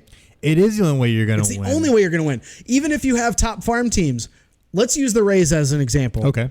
They've always got really good young players, good farm team. They always Wonderful overperform based on how their salary is. Right. How many World Series have they won? Goose egg. They made the World Series, once? Once in 2008. Lost to the Phillies, I believe. Something like, with Phillies, yeah. But they haven't won any World Series. But look at teams like the Yankees. What do they do every year? Hemorrhage the future to win now. And that's why they have 20-plus championships. Even since 2000, they would trade and they would go get Johnny Damon, Jason Giambi, CC Sabathia, thank you. Other ones like that. But that is one of the things that you have to do in baseball to be successful. But the Yankees are actually lucky that they have a really good farm system now too, somehow. But if you're Boston, why would you fire him now? Like you said, I could see next year. I don't get what's going on in Boston. There's got to be some other underlying factor that we haven't seen yet reported in the media. And that's very possible. That would warrant this kind of a quick, hasty firing like that. Yeah, it doesn't make a lot of sense, especially since you're less than a year removed from winning a World Series, especially with the Red Sox, who've been on a tear since they won their first one in 80-plus years back in 2004. So considering what they've been able to pull off, especially with him at the helm, it just doesn't make any sense. But who knows? Maybe something will come out that'll make more sense to us as we go forward. We'll see. But moving on, though, we're going to be taking a look at some of the MLB power rankings. Yeah, we do have some power rankings that we had up. I changed it up. We haven't done it in about a month, just because of football and all the other, Yeah, and then we almost got hit by a hurricane. Yeah, and we're about to get hit by another one apparently. It's going to be like a tropical depression or something. Oh no, they're saying Cat 1 by the time it hits us. Fantastic. Yeah, gotta love it. Great. Gotta love it. And also with all the football news, and of course, we actually have lives. We do. I got 4 kids. Yeah. 4. Yikes. Yeah. Yikes, guys. Life be hard. Send money. Life be hard. Send money. But anyway, let's get to these power rankings. Number 1 I've got coming in, we got the New York Yankees, and these records are as of yesterday, Friday, the 13th. Yankees, number 1, 97-51. But the big reason I have them at number 1 is over their last 20 games, they've been 14-6. Last 30 games, they've been 20-10. They've been killing it. They got the playoffs locked up. They actually clinched their playoff appearance, I believe. They did. Almost. Or about there. They haven't quite done it yet, but they only need a couple more wins to do so. Their magic number is I think it's 3 games. Yeah, I want to say 2 or 3. 2 or 3. Yeah, magic number is 2 or 3. But I got the Yankees coming in at number 1, Dodgers number 2, Astros number 3, Braves 4, Twins 5. rounding out the top 5. Nothing really changes. It's just shuffling the top 5 teams, really.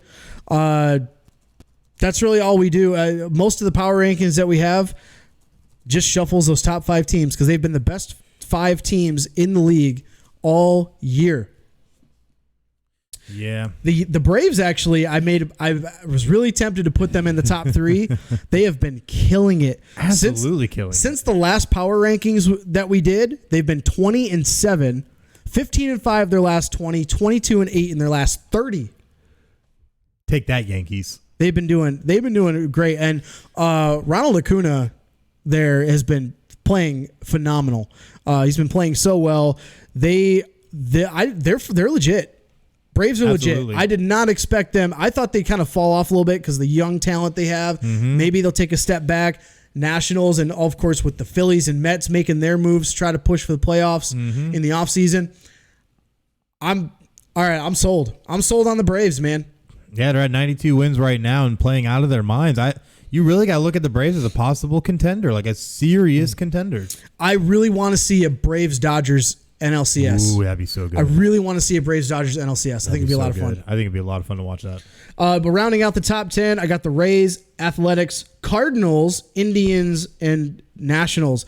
The biggest loss here, Indians. I had them at the 4 spot about a month ago. Mm-hmm. They've dropped 5 spots down to 9. They have not been able to be consistent. They're 12-8 in their last 20 games.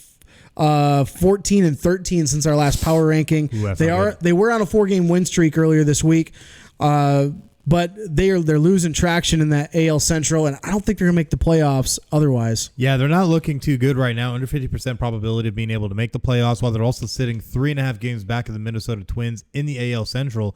And I don't know, they're starting to lose ground because the Twins are playing good. Even though recently, though, over their last 10, they've been 5-5. So. Indians have a shot, but they're just not taking advantage. Yep.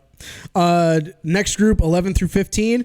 Brewers at 11, just because of how well they've been playing. They were on a 7-game win streak that we mentioned a few minutes ago, especially during that when Yelich went down. They're now, like we said, 1 game back from the wild card. Cubs are at 12. They still technically have a chance to make the playoffs. I don't have no faith in them if I'm a Cubs fan right now because of how the Brewers are playing. The Cardinals have been killing it lately. So I would be kind of hoping and praying that the Cubs make the playoffs if I'm a Cubs fan. 13, 14, 15, I got the Mets, Phillies, and then your Red Sox. Yep. Red Sox have been struggling. They're 9-11 in their last 20 games through Friday. Thank you for reminding me. Yeah, you're welcome. You're absolutely welcome. Yeah, this group, basically, if you're Mets, Phillies, you're jockeying, you're trying to make the playoffs. I don't think Phillies make the playoffs. They still have a lot more work to do. Mets might have a chance. Yeah, but we've seen every time the Mets have a chance, they find a way to screw it up. They find a way to screw it up. So, but that's the top 15 of the power rankings. Full power rankings are going to get released. Full power rankings are actually going to get released either today or tomorrow. We'll do updated power rankings on our social media. Yeah, so definitely make sure that you keep track on all of our social media accounts on Twitter, Facebook, and Instagram at PCN Final Score to make sure you don't miss those power rankings. Yeah, don't forget the hashtag PCN Final Score. That's right, hashtag PCN Final Score. But as we move on, now we're going to go take a look at the standings and wild card races because it's getting tight up in here. Yeah, it's extremely tight. Let's start with the wild card. I mean, let's jump right to it because the wild card. That's where everyone cares about right now. I mean, we're getting the last 2 weeks of the season. The wild card race heats up. This is when if you're a fan of watching baseball, this is the best time of the year because the last month of the year, everyone's making their push. You've got, even in the American League, 3 teams fighting for 2 spots. National League, you've got 5-6 teams fighting for 2 spots. And it's crazy looking at it, especially with the AL, just because with the AL, you have Oakland that only is a half game up above Tampa, with Oakland and Tampa holding those final 2 spots. Indians are 1 game back of the Rays, and the Red Sox are 10 games back, and will need a miracle at this point because the Red Sox only have 13 games left on their schedule. So for them to be able to try and make any kind of a playoff push, they're going to need a miracle. 13-0? 13-0 to end the season? And then Cleveland kind of collapses on itself and gets out of our way. I mean, you'd have to hope for a little bit of a collapse from the Rays, too. Yeah, we would need it from the Rays or the A's, either or. And I don't know if that's actually going to happen. I can see more from the A's than I would Tampa at this point. I'm actually the other way. I could see Tampa falling out instead of in the A's. A's have been playing way too well. They have a run differential 145. They're on a 4-game win streak, 8-2 in their last 10. No, man, they're making the playoffs. I mean, Rays ain't too far behind with a run differential plus 111, and they're 7-3 in their last 10. But again, Oakland is a more offensively productive team and let up a few more runs than the Rays, but when you look at the balance, it always leans in Oakland's favor. So we'll definitely see, but literally the Red Sox will need a miracle to be able to make this happen. But hey, we saw back in 2007, Colorado Rockies won 22 straight to be able to make it in the playoffs with a one-game playoff. Yeah, the one-game playoff to be able to make it two playoffs. I love that. Yeah, I love it too. I love the year that the Rays did that. They had to win the last game of the season to make the one-game playoff and then win that game. Yeah, it was magical. That was so much fun to watch. That was magical. But looking over at the NL, it's crazy because Washington Nationals are 2.5 games up as the number 1 wild card seed. The Cubs are right now that number 2 wild card, but you have Milwaukee nipping at their heels, 1 game back. But now they're without Christian Yelich, so we'll definitely see how that plays out over the course of the rest of the season. Philadelphia Phillies, 2.5 games back. New York Mets, 3 games back. Arizona Diamondbacks, 4.5 games back. San Francisco Giants, 8.5 games back. So that's probably about the length of the window there to where you might be able to see something happen. But realistically, probably Mets on up is really what's going to be more realistic. And looking at the Cubs' schedule real quick, I mentioned that I wouldn't have much faith in them because they're holding on that second spot. Here's why. Of the series left, you play Pittsburgh twice, which they're in the middle of one right now. They play Cincinnati, but they've got 2 series against the Cardinals. The team that you're trying to fight for the division with.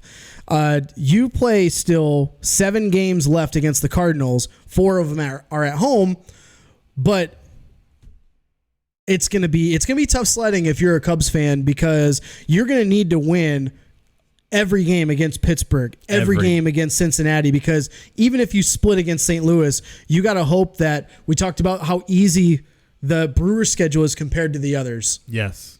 That's going to be tough to try to, if they win a lot of those games, you got to keep pace. So it's going to be it's going to be very, very intriguing in this division itself. And we mentioned a few months ago when the season started, this was going to be the best division at the end of the season to watch out for. And we still have 3 teams vying for the division at this point, and we are literally within less than 20 games left in the season. So it's definitely going to be a very exciting finish. There's only one team, though, who has tied up a playoff spot. Do you know who that team is? Let me take a shot in the dark. The Dodgers. Yeah, it is the Dodgers, who are now 96-53 and are the only team so far to tie up a playoff spot. Even the Houston Astros aren't there yet. Neither are the New York Yankees. But in the coming days, we do expect that to happen. So we'll definitely see what happens from there. Right, and that's generally just because the Dodgers have 96 wins. The Braves have 92, but then the next highest is 83. Versus in the AL, you've got 89, 88, 86, 88 as for some of the others. So all those teams are going to lock up playoff spots. It's just a matter of time before they can officially lock it up. And I agree. And it's definitely going to be interesting. But one thing we definitely got to do is we got to hit up on that MLB best of the week. Yeah, we got our best of the week. Mine's going to be a little kind of not necessarily completely baseball related.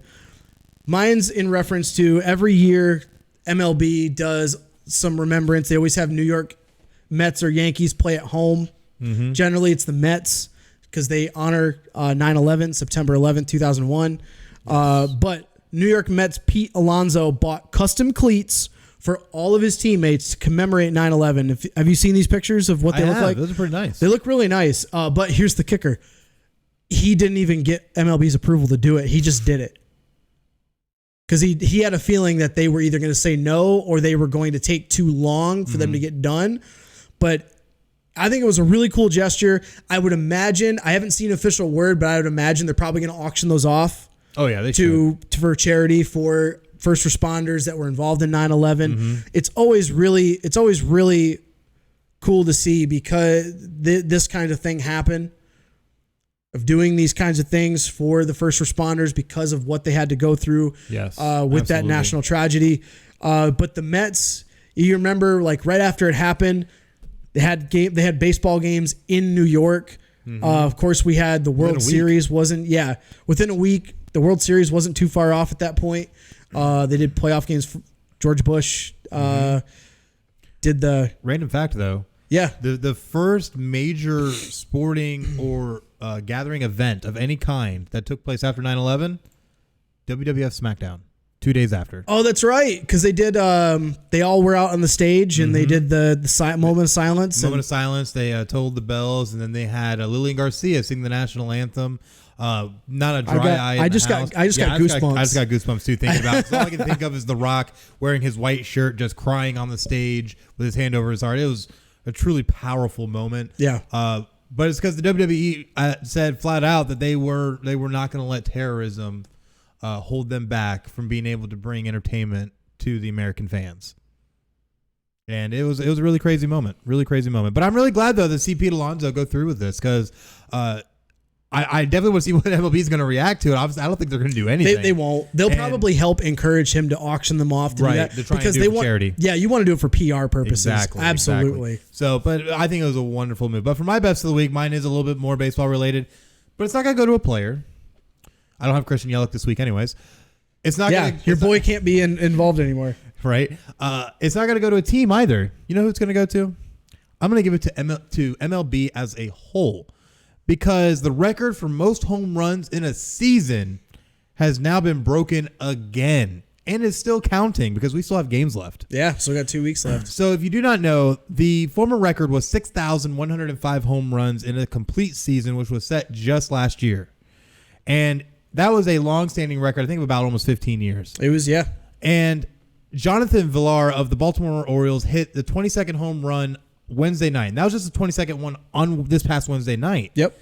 And put them also for the 6,106th home run of the season, setting the major league record. Now, there's been more added to it since. This is the numbers as of Wednesday. However, this number is going to continue to grow as we go through these last 15, 18 games.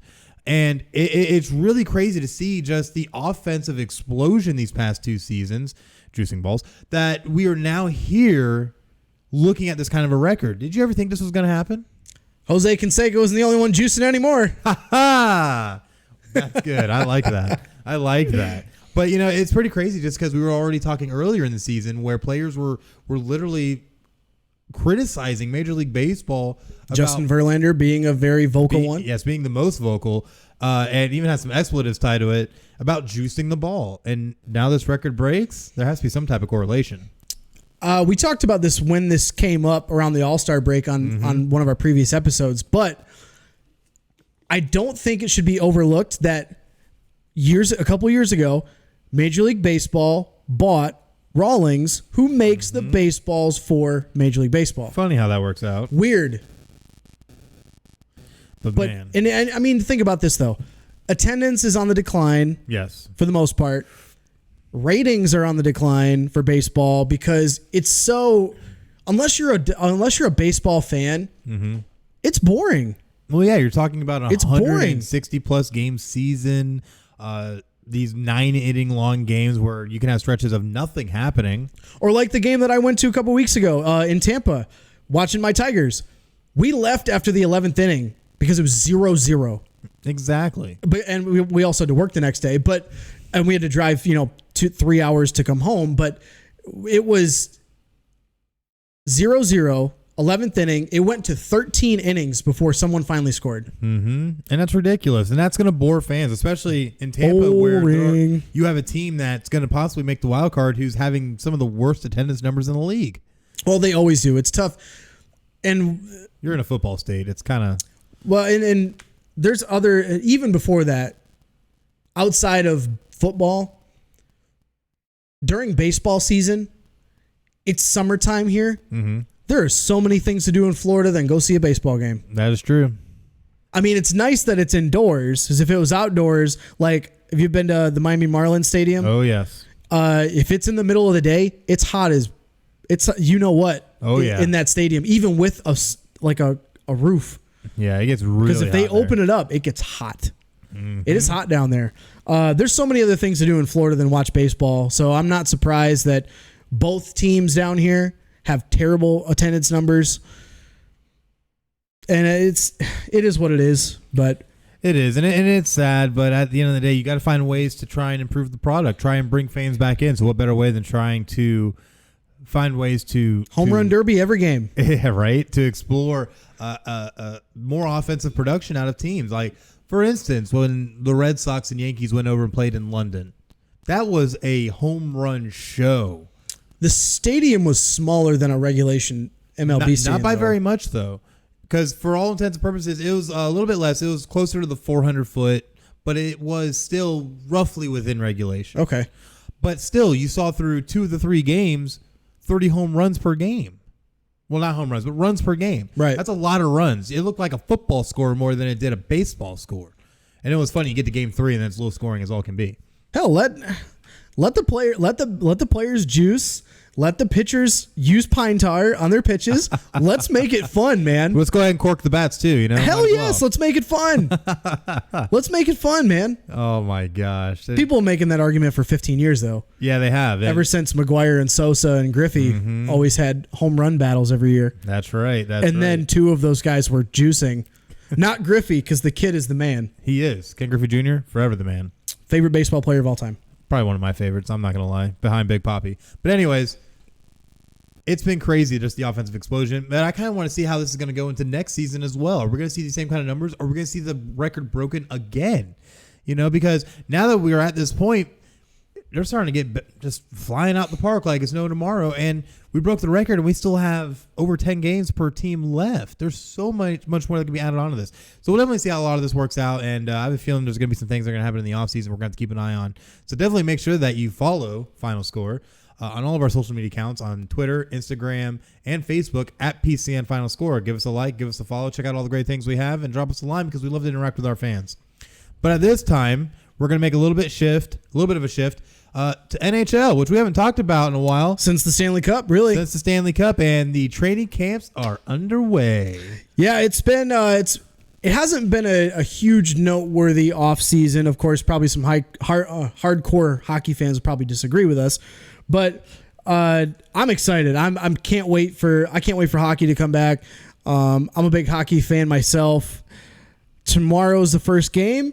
Mm-hmm. We got Coyotes and Golden Knights. It's a lot of fun. Of course, I'm excited because it's the first year that the captain is back in the Motor City. Oh, my gosh. It's not going to be this year. The Red Wings are not going to be good this year. We understand that. I understand that. But there's hope. There's hope that we're back. All we need is to not be the bottom team in the division this year. You don't want to be the bottom? No, that's not. Nope. We're top people, okay? We're top guys. We're top guys. Keep telling yourself that. It's okay. I told myself that for a long time with the Flyers. So how many Stanley Cups do the Flyers have versus the Red Wings? Not as many. And yes, we have not won one since 1977. But you know what?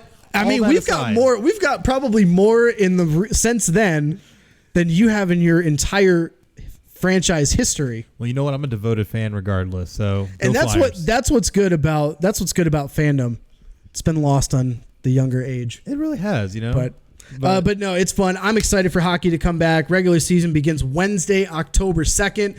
And then, of course, we've only got 2 weeks until it happens. It's coming up quick. Yeah, it's coming up real fast. So definitely make sure that you track us because we're going to end up having an NHL preview show at some point here soon. So definitely make sure that you watch out for that. If it's going to be October 2nd, I guess we're going to have that in the next 2 episodes. Yeah, it's got to be within the next 2 weeks. Yeah, so definitely make sure that you keep the pulse on all of our social media because we will be making that announcement here soon on which of the next 2 episodes that will air on. And we know that we have our NHL diehards that are waiting for that show, so definitely make sure that you keep on top of that. Some of our best interactions on Instagram and Facebook and stuff are our NHL fans. Yeah, absolutely, because they're diehards, which also means they're going to be waiting for our season predictions. Yeah, for those season predictions. Better watch out. That's right. Lightning go undefeated again? Are you going to have them go 18-0 or 18-0? 82-0? 82-0 and then sweep the playoffs all the way to the Stanley Cup? How'd that work last year? I got the sweep right. You did. You got the sweep right. Just the wrong team. Just the wrong team. I can't talk too much because I also had Tampa Bay winning. That didn't work. How'd your backup pick go? I had the Sharks, man. The Sharks were killing it. They were killing it. Yeah. Until? Yeah, it's okay. till Details. Semantics. Minor Details. details. But you know what else is in the details? Sports history. We got to take a look at this week in sports. Yeah, sports we history. got quite the slate here of sports history. Seems like every week we do, but Well, because I'm a big history buff, and I pull these out of my reader usually. Oh yeah, I almost went there. I almost said it. You almost did. Chris Carnes would come in here and F5 me, but you better be careful. He is going to show up. yeah, he is going to show up. I'm very scared about that. I'm excited to have him on the show. It'll be fun. I'm excited. Anyways, so starting right off the top, September 15th, 1952, the Braves' last game in Boston as the Boston Braves at the Boston Braves field before their move to Milwaukee. Let me get my words right today. I got it English. Happens today, and then they moved to Milwaukee. It was a real crazy time. Boston Braves ended up leaving Boston, and then we ended up with we only had the Red Sox at that point. Yeah, you had two teams there, didn't you? You had the two Red teams Sox in Boston, and the Braves. and that lasted for I think a good 40 years until the Braves lost or moved, I should say. Moved. Yeah, it was. No, I'm gonna take this next one too. Two teams in Boston. Hey, for if baseball? New York can do it for everything, why can't we? At the end of the day, though, I have to take the next one because September 15th, 1975, the first college football holy war takes place with Notre Dame beating Boston College 17-3 in Foxborough. Yeah, it makes sense you take that one. I'll let you have that one. September 15, 1977, the Orioles forfeit to the Blue Jays when manager Earl Weaver pulls the team off the field in the fifth inning, citing hazardous conditions.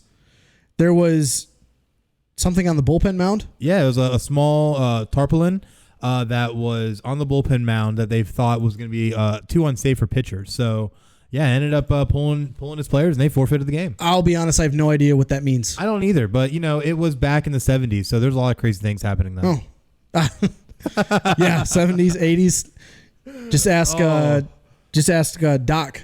Yeah, right? So September 15th, 1991, oh, my goodness, I cannot English today. I'm not able to English. I'm sorry, fans. You're too scared about Chris Carden showing up. I'm so scared about Chris Carden showing up. He's going to F5 me through something. September 15th, 1991, San Diego State freshman running back Marshall Faulk sets the NCAA rushing record of 386 yards in a game. And we know what happened with his career. He was I think he was the definition of a dual threat running back. Yes, you know what I mean? rushing and receiving at that time, yeah. And now, of course, everyone's talking about how Christian McCaffrey and he's the dual threat. Like, man, Marshall Faulk been doing that for years. He did before you were born. Pretty much. September 15, 2004, NHL Commissioner Gary Bettman announces a lockout for the Players Union and cessation of operation. Yeah. Secession? It's a cease of operations. There you go. But the word is cessation. Sure it's not secession? Do you not know your English, sir? I don't know. I'm having trouble with Englishing today. So. I guess. Announced the cease of operations by the NHL head office. Gary Bettman, how is he still commissioner in the NHL? I don't know. I don't get it. I really don't. And I really don't feel he's doing too much really to help the NHL at this point, other than putting the Vegas Golden Knights in Vegas, but... he's got a hard-on for Sidney Crosby. That's about it. That's all I need to know. Family anyway, show, sir. Family show. Whatever.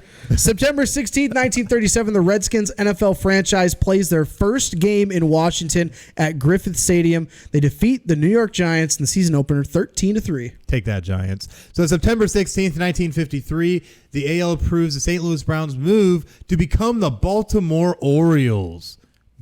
Very important time there. Very important time. September 17th, 1953, a day later, Ernie Banks becomes the Chicago Cubs' first African-American player. Isn't that crazy? That is a huge milestone. And then the same day, about, 47 years later, Dan Marino's number 13 jersey is retired by the Miami Dolphins. Oh, speaking of Dan Marino, I might have some surprise memorabilia for next week. Ooh.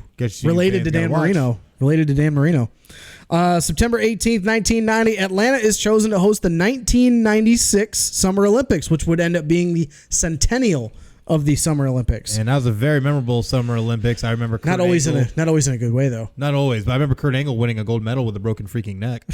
He won't let that go, will he? No, he won't. And he always got to say it like that. Broken freaking neck. September 19th, 1947, Jackie Robinson is named the 1947 Rookie of the Year. Amazing breaker of I wouldn't even say stereotype, but he just broke barriers. He did break barriers. A lot of broken barriers, and very well celebrated today. Yeah, very well celebrated. Jackie Robinson Day every single year is a great day. Everyone wears the number 42. It's always a fun day to watch some baseball for all the tributes. September 19th, 2000, my boy Ken Griffey Jr. pinch hits to hit his 400th home run. He's the first major leaguer to reach that milestone as a pinch hitter. Yes, awesome. Ken Griffey Jr. is the man. Tell you what, but September 20th, 1933, the Pittsburgh Steelers, then playing as the Pittsburgh Pirates, play their first NFL game, losing 23-2. It had to be confusing. Pittsburgh Pirates in baseball and in New York did it too with the Giants. That's true. Or I actually don't even remember if the Pirates were around in 33 in baseball, were they? Ooh, actually, I don't think they were. I don't think they came around until the 40s or 50s. That might be why they have the Pirates now. Anyway, September 21st, 1991, USA Basketball announces the Dream Team for the 92 Olympics, and then subsequently ruins USA Basketball forever for the U.S. Absolutely, 110%. Because every U.S. team, Olympic team, is now matched up against that 92 Dream Team. Actually, it helped kick off the explosion of international relevance for basketball too. Absolutely did, and put us on the map in ways that we didn't even know yet. But moving on to our next segment, give or go. Actually, right before we do that, though, we're going to do a quick score update. Temple is still leading Maryland 7-2 with 5:25 left in the second. Maryland has the ball on their own 20, is getting ready to start their drive. Definitely watch out. Temple might upset Maryland. We did say it was going to be a tough one for Maryland. It's going to be a tough game there. And another interesting one, West Virginia is tied currently with NC State 14-14. After having a 14-7 lead at one point, West Virginia is currently driving and is down to the NC State 43-yard line. Ooh. So about 8:54 left in the second in that one. So definitely going to be an exciting day. But now we're going to take a look at Give or Go. One of our favorite segments to end out the show. Oh, and I'm going to throw this first one to you because I know you're going to love it. This is going to be hilarious. A porn company has made a $10 million bid to name the Miami Heat Arena the Bang Bros Center, a.k.a. the BBC. Oh my God, I can't. When I first read this and I threw it in the segment, this is what happened. I couldn't stop laughing. Okay, sir. I'll use the Notre Dame way. Oh my God, I don't want that nasty stench on me. Come on, get out of here. Stench of a winner. So this is not a publicity stunt. This is not a typo. This is legit. A legitimate porn company, and they're based in Miami, Florida. They're trying to bid to rename the American Airlines Arena.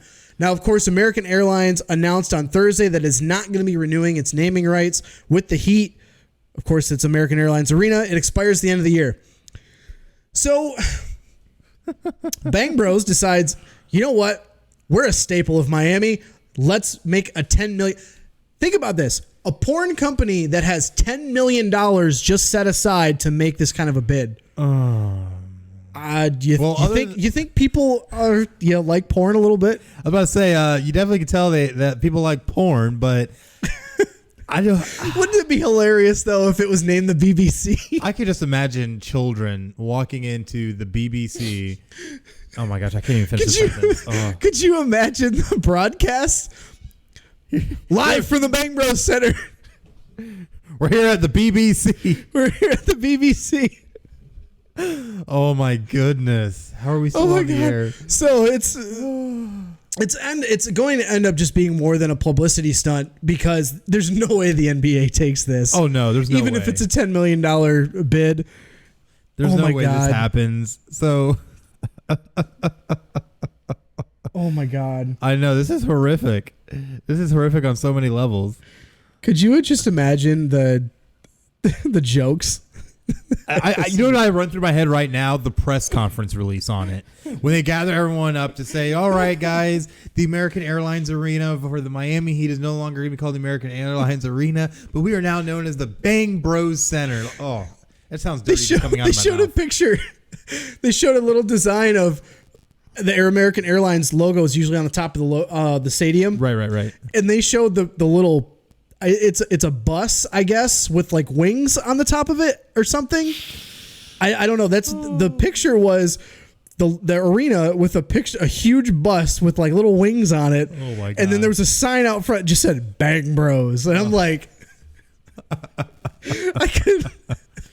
So when you do send people from Bang Bros to do the PR events at the arena, will they send porn stars?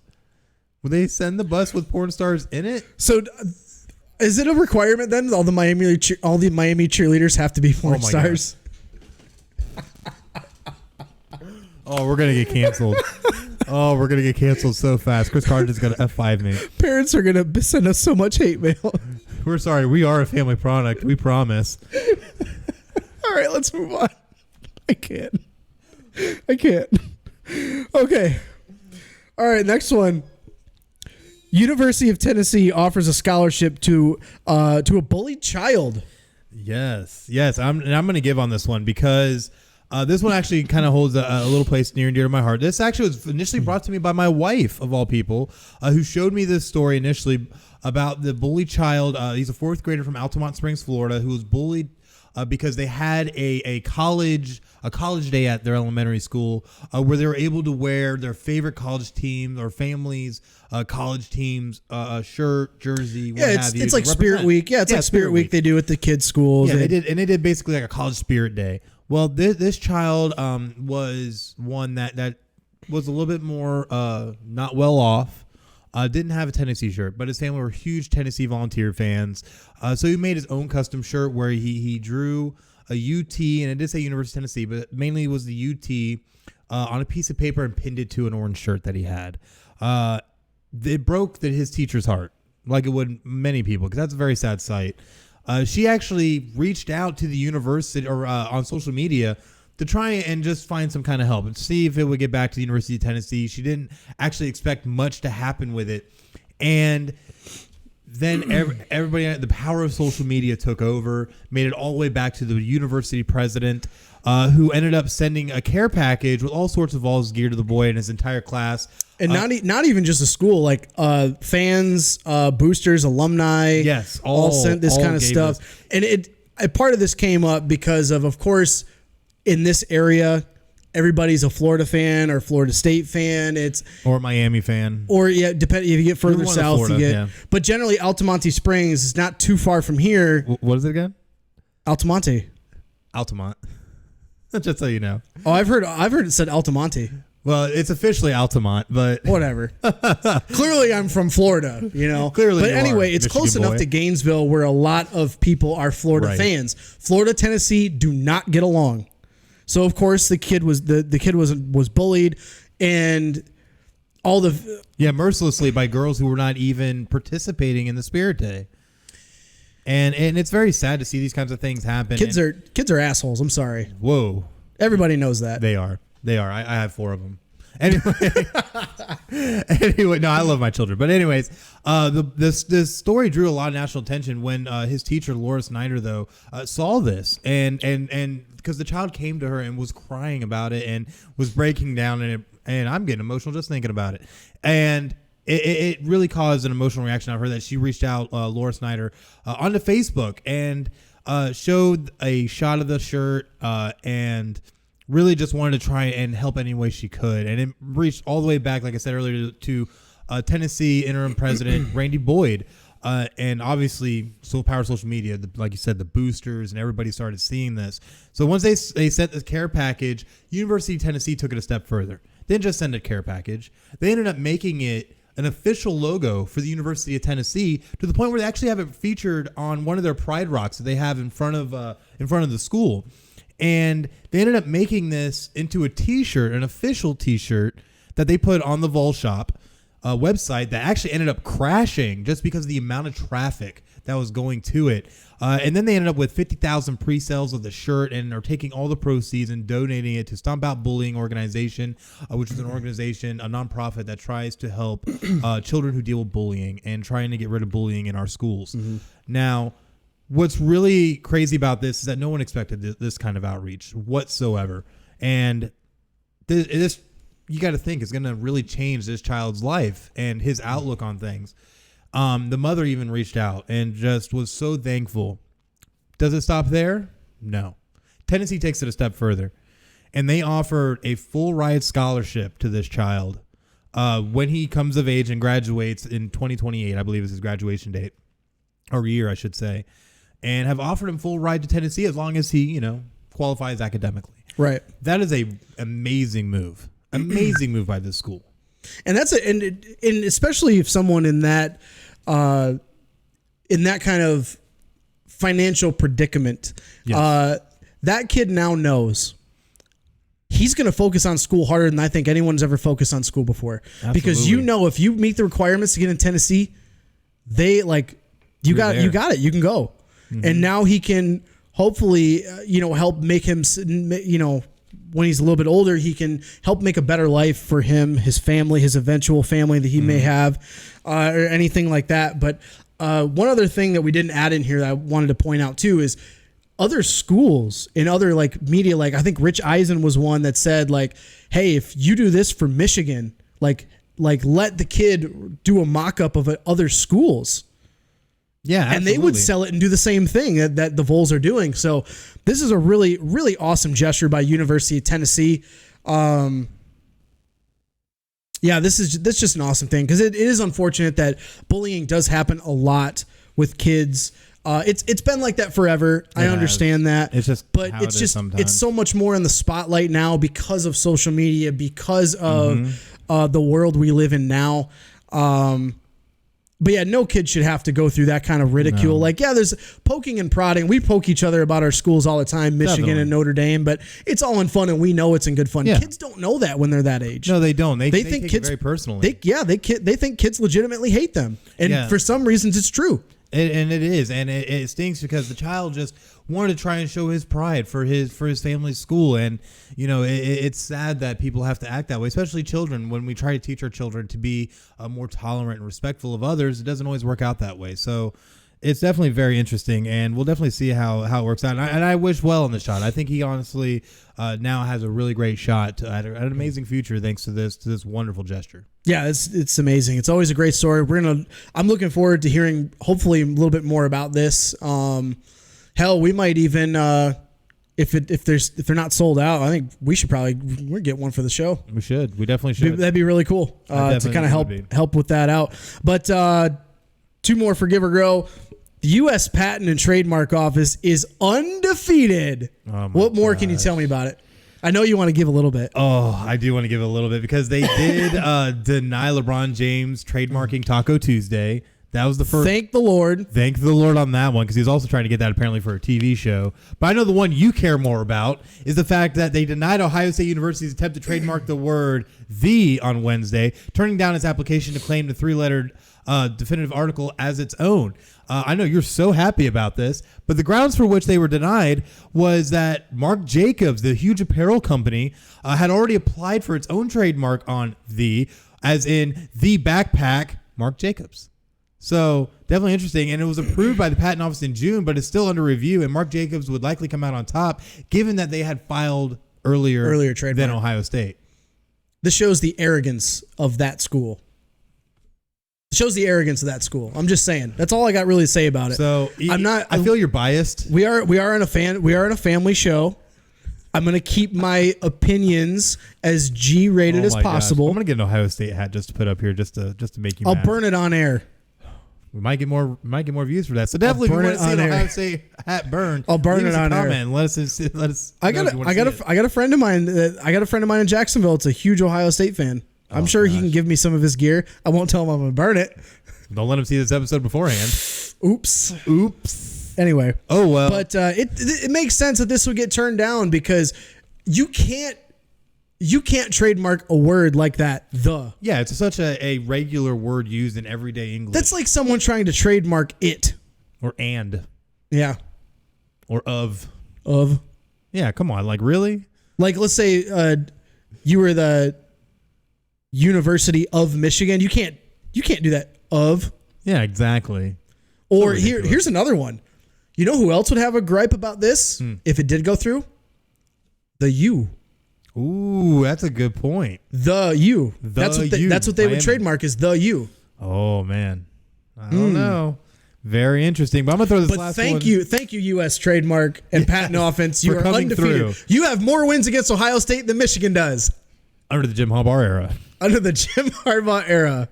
Oh my gosh. I'm going to throw this last one to you. Team USA loses 2 straight to get knocked out of the FIBA World Cup, losing to France and losing to Serbia in back-to-back games. Give or go. I can't give too much on this because I don't put a lot of stock into this. We mentioned the U92 Dream Team is the standard that everyone has to meet. Those are way too high of standards for U.S. basketball. But think about this. Within this last year, MVP of the league is Greek. Defensive Player of the Year is French.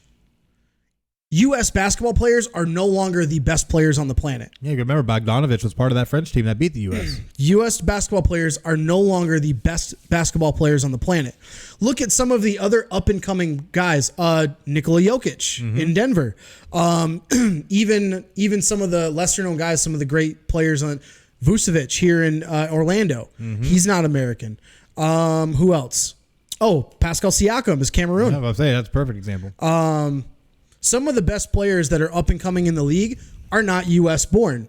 Enes Kanter. Enes Kanter, Turkey. Not really anymore, but I'll say Yao Ming, but that's years ago now. Still, it still shows. And I think that there might be a larger systemic issue here that we talked about on a previous episode, is that this U.S. team did not have the best American NBA players that it could have had. But argument against that, I agree, but look at the players. Who are the best American players that could play on the U.S.? LeBron, Steph Curry, Kawhi Leonard, guys like that. How long have they been playing on USA basketball? 10 years? True. They want to take a break. And I get that. That makes sense. But again, when it comes to Olympics, we still got a couple years before that comes up.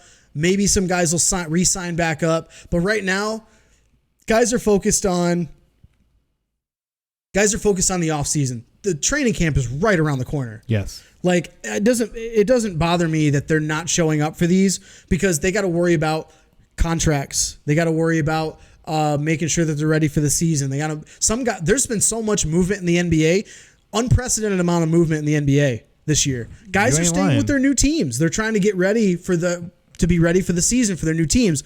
I don't blame players for not joining USA right now. Now, when Olympics come around, best players that US has should be on the floor. Oh, I agree. But that also is going to be the younger generation.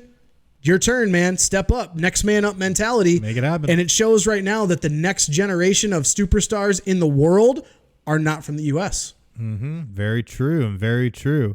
So after that is the end of Give or Go, though, and now we're going to take a look at the week ahead. What do we got? We already talked about NHL. The preseason starts on Sunday, starts tomorrow, the first game at 4:30. Looking forward to that. And, of course, our preview show, which is going to come in the next 2 weeks.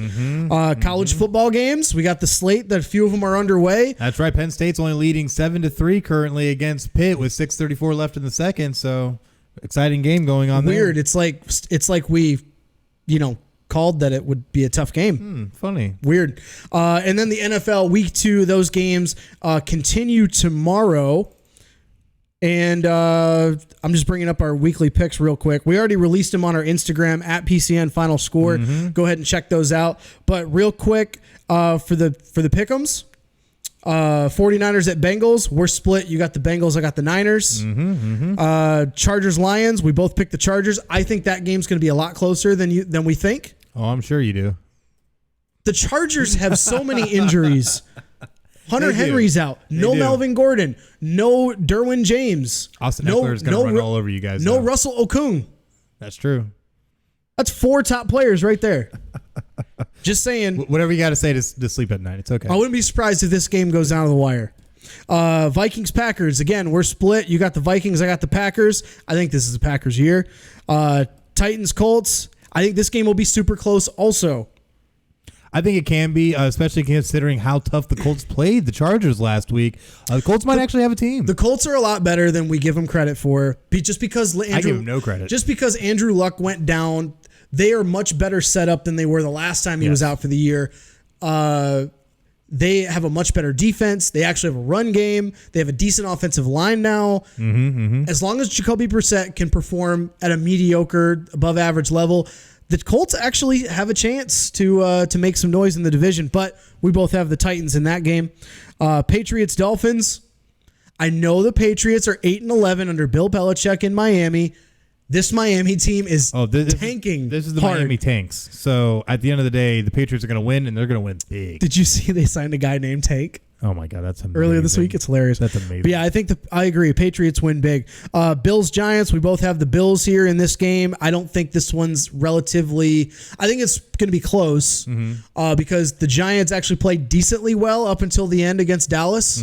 But the Bills, they're no joke, man. They were a lot better than than people give them credit for. And Devin Singletary did play great in the starting role of running back for them, so definitely see how it plays out against the Giants. And then you have Seahawks traveling to Pittsburgh to take on the Steelers. I have the Seahawks. You have the Steelers. Week 1 was a fluke for the Steelers. Uh-huh. You're playing against the Patriots in Foxborough when they're hanging a banner, and all those guys are there to celebrate past Super Bowls. And they're at home. I like the Steelers. I don't know what you clearly want the Seahawks here.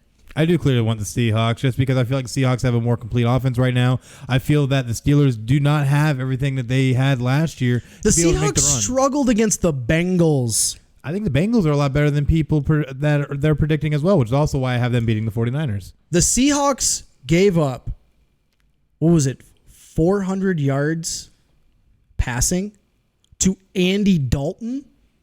That's not a good defense. Roethlisberger's going to have a field day. Yeah, but now they also have Jadeveon Clowney, who I think is also going to be having a field day teeing off on Ben Roethlisberger. They still have a decent offensive line. We'll see. But either way, we'll have the Cowboys traveling to Washington to take on the Redskins. We both have the Cowboys in this one, and pretty much a no-brainer. The Redskins completely collapsed last week at the end against the Eagles. I think this is going to be a tough game. I don't think it will be. I think the Redskins are in collapse. Case Keenum put up over 300 yards on your Eagles. And then what did he do in the third and fourth quarter? Nothing. Just saying. So moving on, though, we have the Cardinals traveling to Baltimore. We both have the Ravens in this one. The Cardinals, while they could be a formidable team at some point in the future, are definitely not now. And that Ravens defense, and even more importantly, their offense, are going to have a field day in this game. That'll be a really interesting game just because the way that their offense played last week. I'm really excited to watch that game. I think that game's going to be closer than people think also. 3 touchdowns, easy. Ooh, I don't think so. So then we have the Jaguars traveling to Houston to take on the Texans. We both have the Texans in this one, but the Jaguars you still have to keep a lookout for because their backup, Minshew, who's going to be filling in for Nick Foles, did play pretty good filling in for Foles last week. So much tougher defensive opponent this week, though. So we'll definitely see maybe if he's able to keep up to that type of standard. Gardner, the mustache Minshew. The mustache. Gosh, that's such a great nickname. I'm not even going to lie. I don't even know if that's legit his nickname, but I just coined it for him. Just coined it. Let us know. The Minshew the Minshew mustache. The Minshew mustache. Or the mustache Minshew. There you go. I love it. I think this is also a pretty close game. Yes, I agree. Minshew played well. Again, it was against the Chiefs defense. They don't really stop anyone. It'll be very, very interesting. But I think Texans also take this one. I agree. Yes, most definitely. Then we'll have the Chiefs on the road taking on the Raiders. The Raiders, I really don't feel are all going to be all there for this game. We both have the Chiefs winning it. I think it's going to be not necessarily an offensive shootout, but I think the Chiefs are going to put up a lot of points. I'm going to say Chiefs win it in a close one, 41-38. Ooh. The Raiders always show up against the Chiefs at home. And the Chiefs don't play defense. Did you see what the Raiders offense did? That's true. But the thing I look at, watch out for the Raiders. I don't think the Raiders have enough weapons to really even keep pace, though. And I think that's why I think they lose in a shootout. Well, I think it'll be a shootout, but only up to a point. I actually have the Chiefs taking this one 38-28 because I think once we get to the fourth quarter, I think that's where the Raiders are going to start tapering off. Okay, I could see that too. Bears Broncos. This one's a tough one because we're split. You got the Broncos. I wanted to pick the Broncos because it's in Mile High, but it's. I got to take the Bears. I just feel like Joe Flacco is going to do Joe Flacco things against the Bears defense. Yeah. I know Trubisky is going to struggle also, but you got to have a better run game than you showed in week 1. Absolutely. And I think they can do that. They might not be able to run very well against the Broncos defense, and Vic Fangio was the D coordinator in Chicago, but I think the Bears win it in a real close one. It could happen, and I think this game will be close no matter what. But looking on, we have the Saints traveling to LA to take on the Rams. This is the matchup of the week. This is the NFC Championship game rematch everybody has been waiting for, and we're split on this one. Naturally, I have the Saints winning on the road while you have the Rams taking it at home. Saints are good. Drew Brees does not play well on the road. Not typically, no. Not Especially typically. out of the dome. Especially outside of a dome. I think the Rams are going to win again, a very close one, but I think it'll be a great, hell of a game to watch. Yeah, I'm on the flip side. I think the Saints will win this in a close one, but no matter what, this is going to be an extremely exciting game to watch, offensively and defensively. So definitely watch out for that one. And then my amazing Philadelphia Eagles are going to hit the road to travel on down to Mercedes-Benz Stadium to take on the Atlanta Falcons, and are going to win this one big. And calling it now, because Deshaun Jackson's not going to be able to be contained this season. I already see it now. And I don't say big like it's going to be like a 40-point blowout or anything, but they are going to win this one probably by 10, maybe 14 points, because the Falcons, I think, are frauds this year. Calling it now. Oh, my God. Went out and lost in you? Minnesota. I'm actually sober right now, sir. Thank you. Are you still hungover from last night? We're not going to talk about that. But at the end of the day, He's still drunk, ladies and gentlemen. No, I'm not Leslie Knope. Anyways, so the Eagles, though, are going to win this one, and it's going to be on the back of an amazing passing game and a sufficient running game. And the defense is weak. The Falcons are going to be able to put up some points, but I still think the Eagles are going to be able to take this one. So the Eagles gave up. Just let's ignore him for a second. The Eagles gave up over 300 yards to Case Keenum and the struggling Redskins offense last week. You know who else can't be contained against the Eagles? Julio Jones.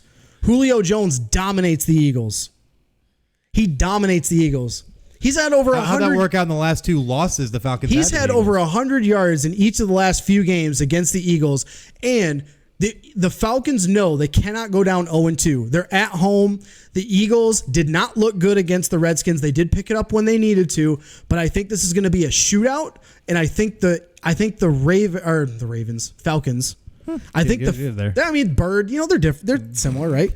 I think the Falcons, Matt Ryan, if Case Keenum can put up the numbers he put up against the Eagles, what do you think a good quarterback like Matt Ryan is going to do? That's a big if, because we see Matt Ryan where he can go out and play great one game and then look like hot garbage the next. So it really just depends on which version of Matt Ryan you get.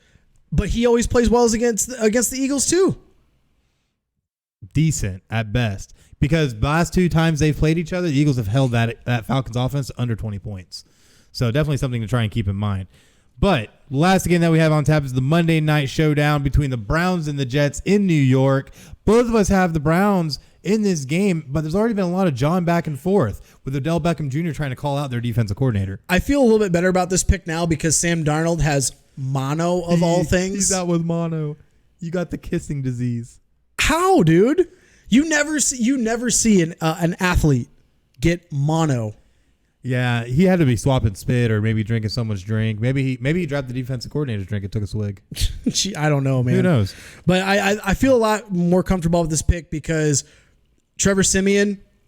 I know Adam Gase is high on him. That's why they want to go get him. But Le'Veon Bell is still in the game. That's helpful for the Jets. But MRI came back negative. Their offense did not look that good against Buffalo. And Buffalo's got a good defense. But there's one thing we do have to keep in mind. This will be the debut of Demaryius Thomas for the Jets. I don't think he's going to have much of an impact. Not with Trevor Siemian throwing it. Yeah, I don't think he's going to have much of an impact. But who knows? But all of the games this week, I think there's only two games that are pretty comfortable picks for us, right, as far as blowouts are concerned. This one, Browns-Jets, I think the Browns win it pretty handily. Easily. And then the Patriots-Dolphins. Absolutely. All the other ones, I think, are going to be real tight. I don't think there's going to be too many blowout games. I think only like a true blowout. I think we're really going to just come down to the Pats Dolphins. And I consider blowouts to be more than like 17, 20 points. Then in that scope, I agree. That's what I mean. But I don't consider a 2-score game a blowout. It is not a blowout. Show you a blowout. Sir, this is a family show. Chris Carnes is going to F5 me for sure. But anyways, that's the end of our show this week. Thank you so much for joining us for episode 28 of Final Score. Make sure that you join us next week when we bring you more especially with college football. It's going to get really exciting. College going football, into next week. NFL. We're going to be prepped for our NHL and NBA season previews. Yes, We're going to have to do those too. It's going to be really amazing. So make sure that you follow us on social media, on Instagram, Twitter, and Facebook at PCN Final Score. That way you can get the notifications when we plan to go live with those shows, along with all the other great posts that we put out, all the great graphics that you make, all the great ones that I make. Man, we do a lot of work around here. Yeah, it's We're fun. not schlubs after all. It's fun. It's fun making those things. All right. So definitely make sure that you watch all of our content, listen to all of our content on Spotify, iHeartRadio, iTunes, Podbean, Stitcher, TuneIn, Google Play Music, and of course, PodCoin, which pays you to listen to Final Score. Yeah, if you enjoy the show, please feel free share it with friends, fellow sports fans. Absolutely. We love, like we say it a lot. We love to have conversations with people about sports. That's just what we love to do, man. And the fact that the fact that we can sit here and do it in front of the tens of people that might watch us, it's a lot of fun. But we just want to build something fun that everybody can enjoy, and we look forward and have fun doing it. Definitely. So definitely make sure that you join us for our great journey of sport with Final Score. But until next time, I'm Chris. That's Craig, and you just watched Final Score. Have a great night. Podcast City Network.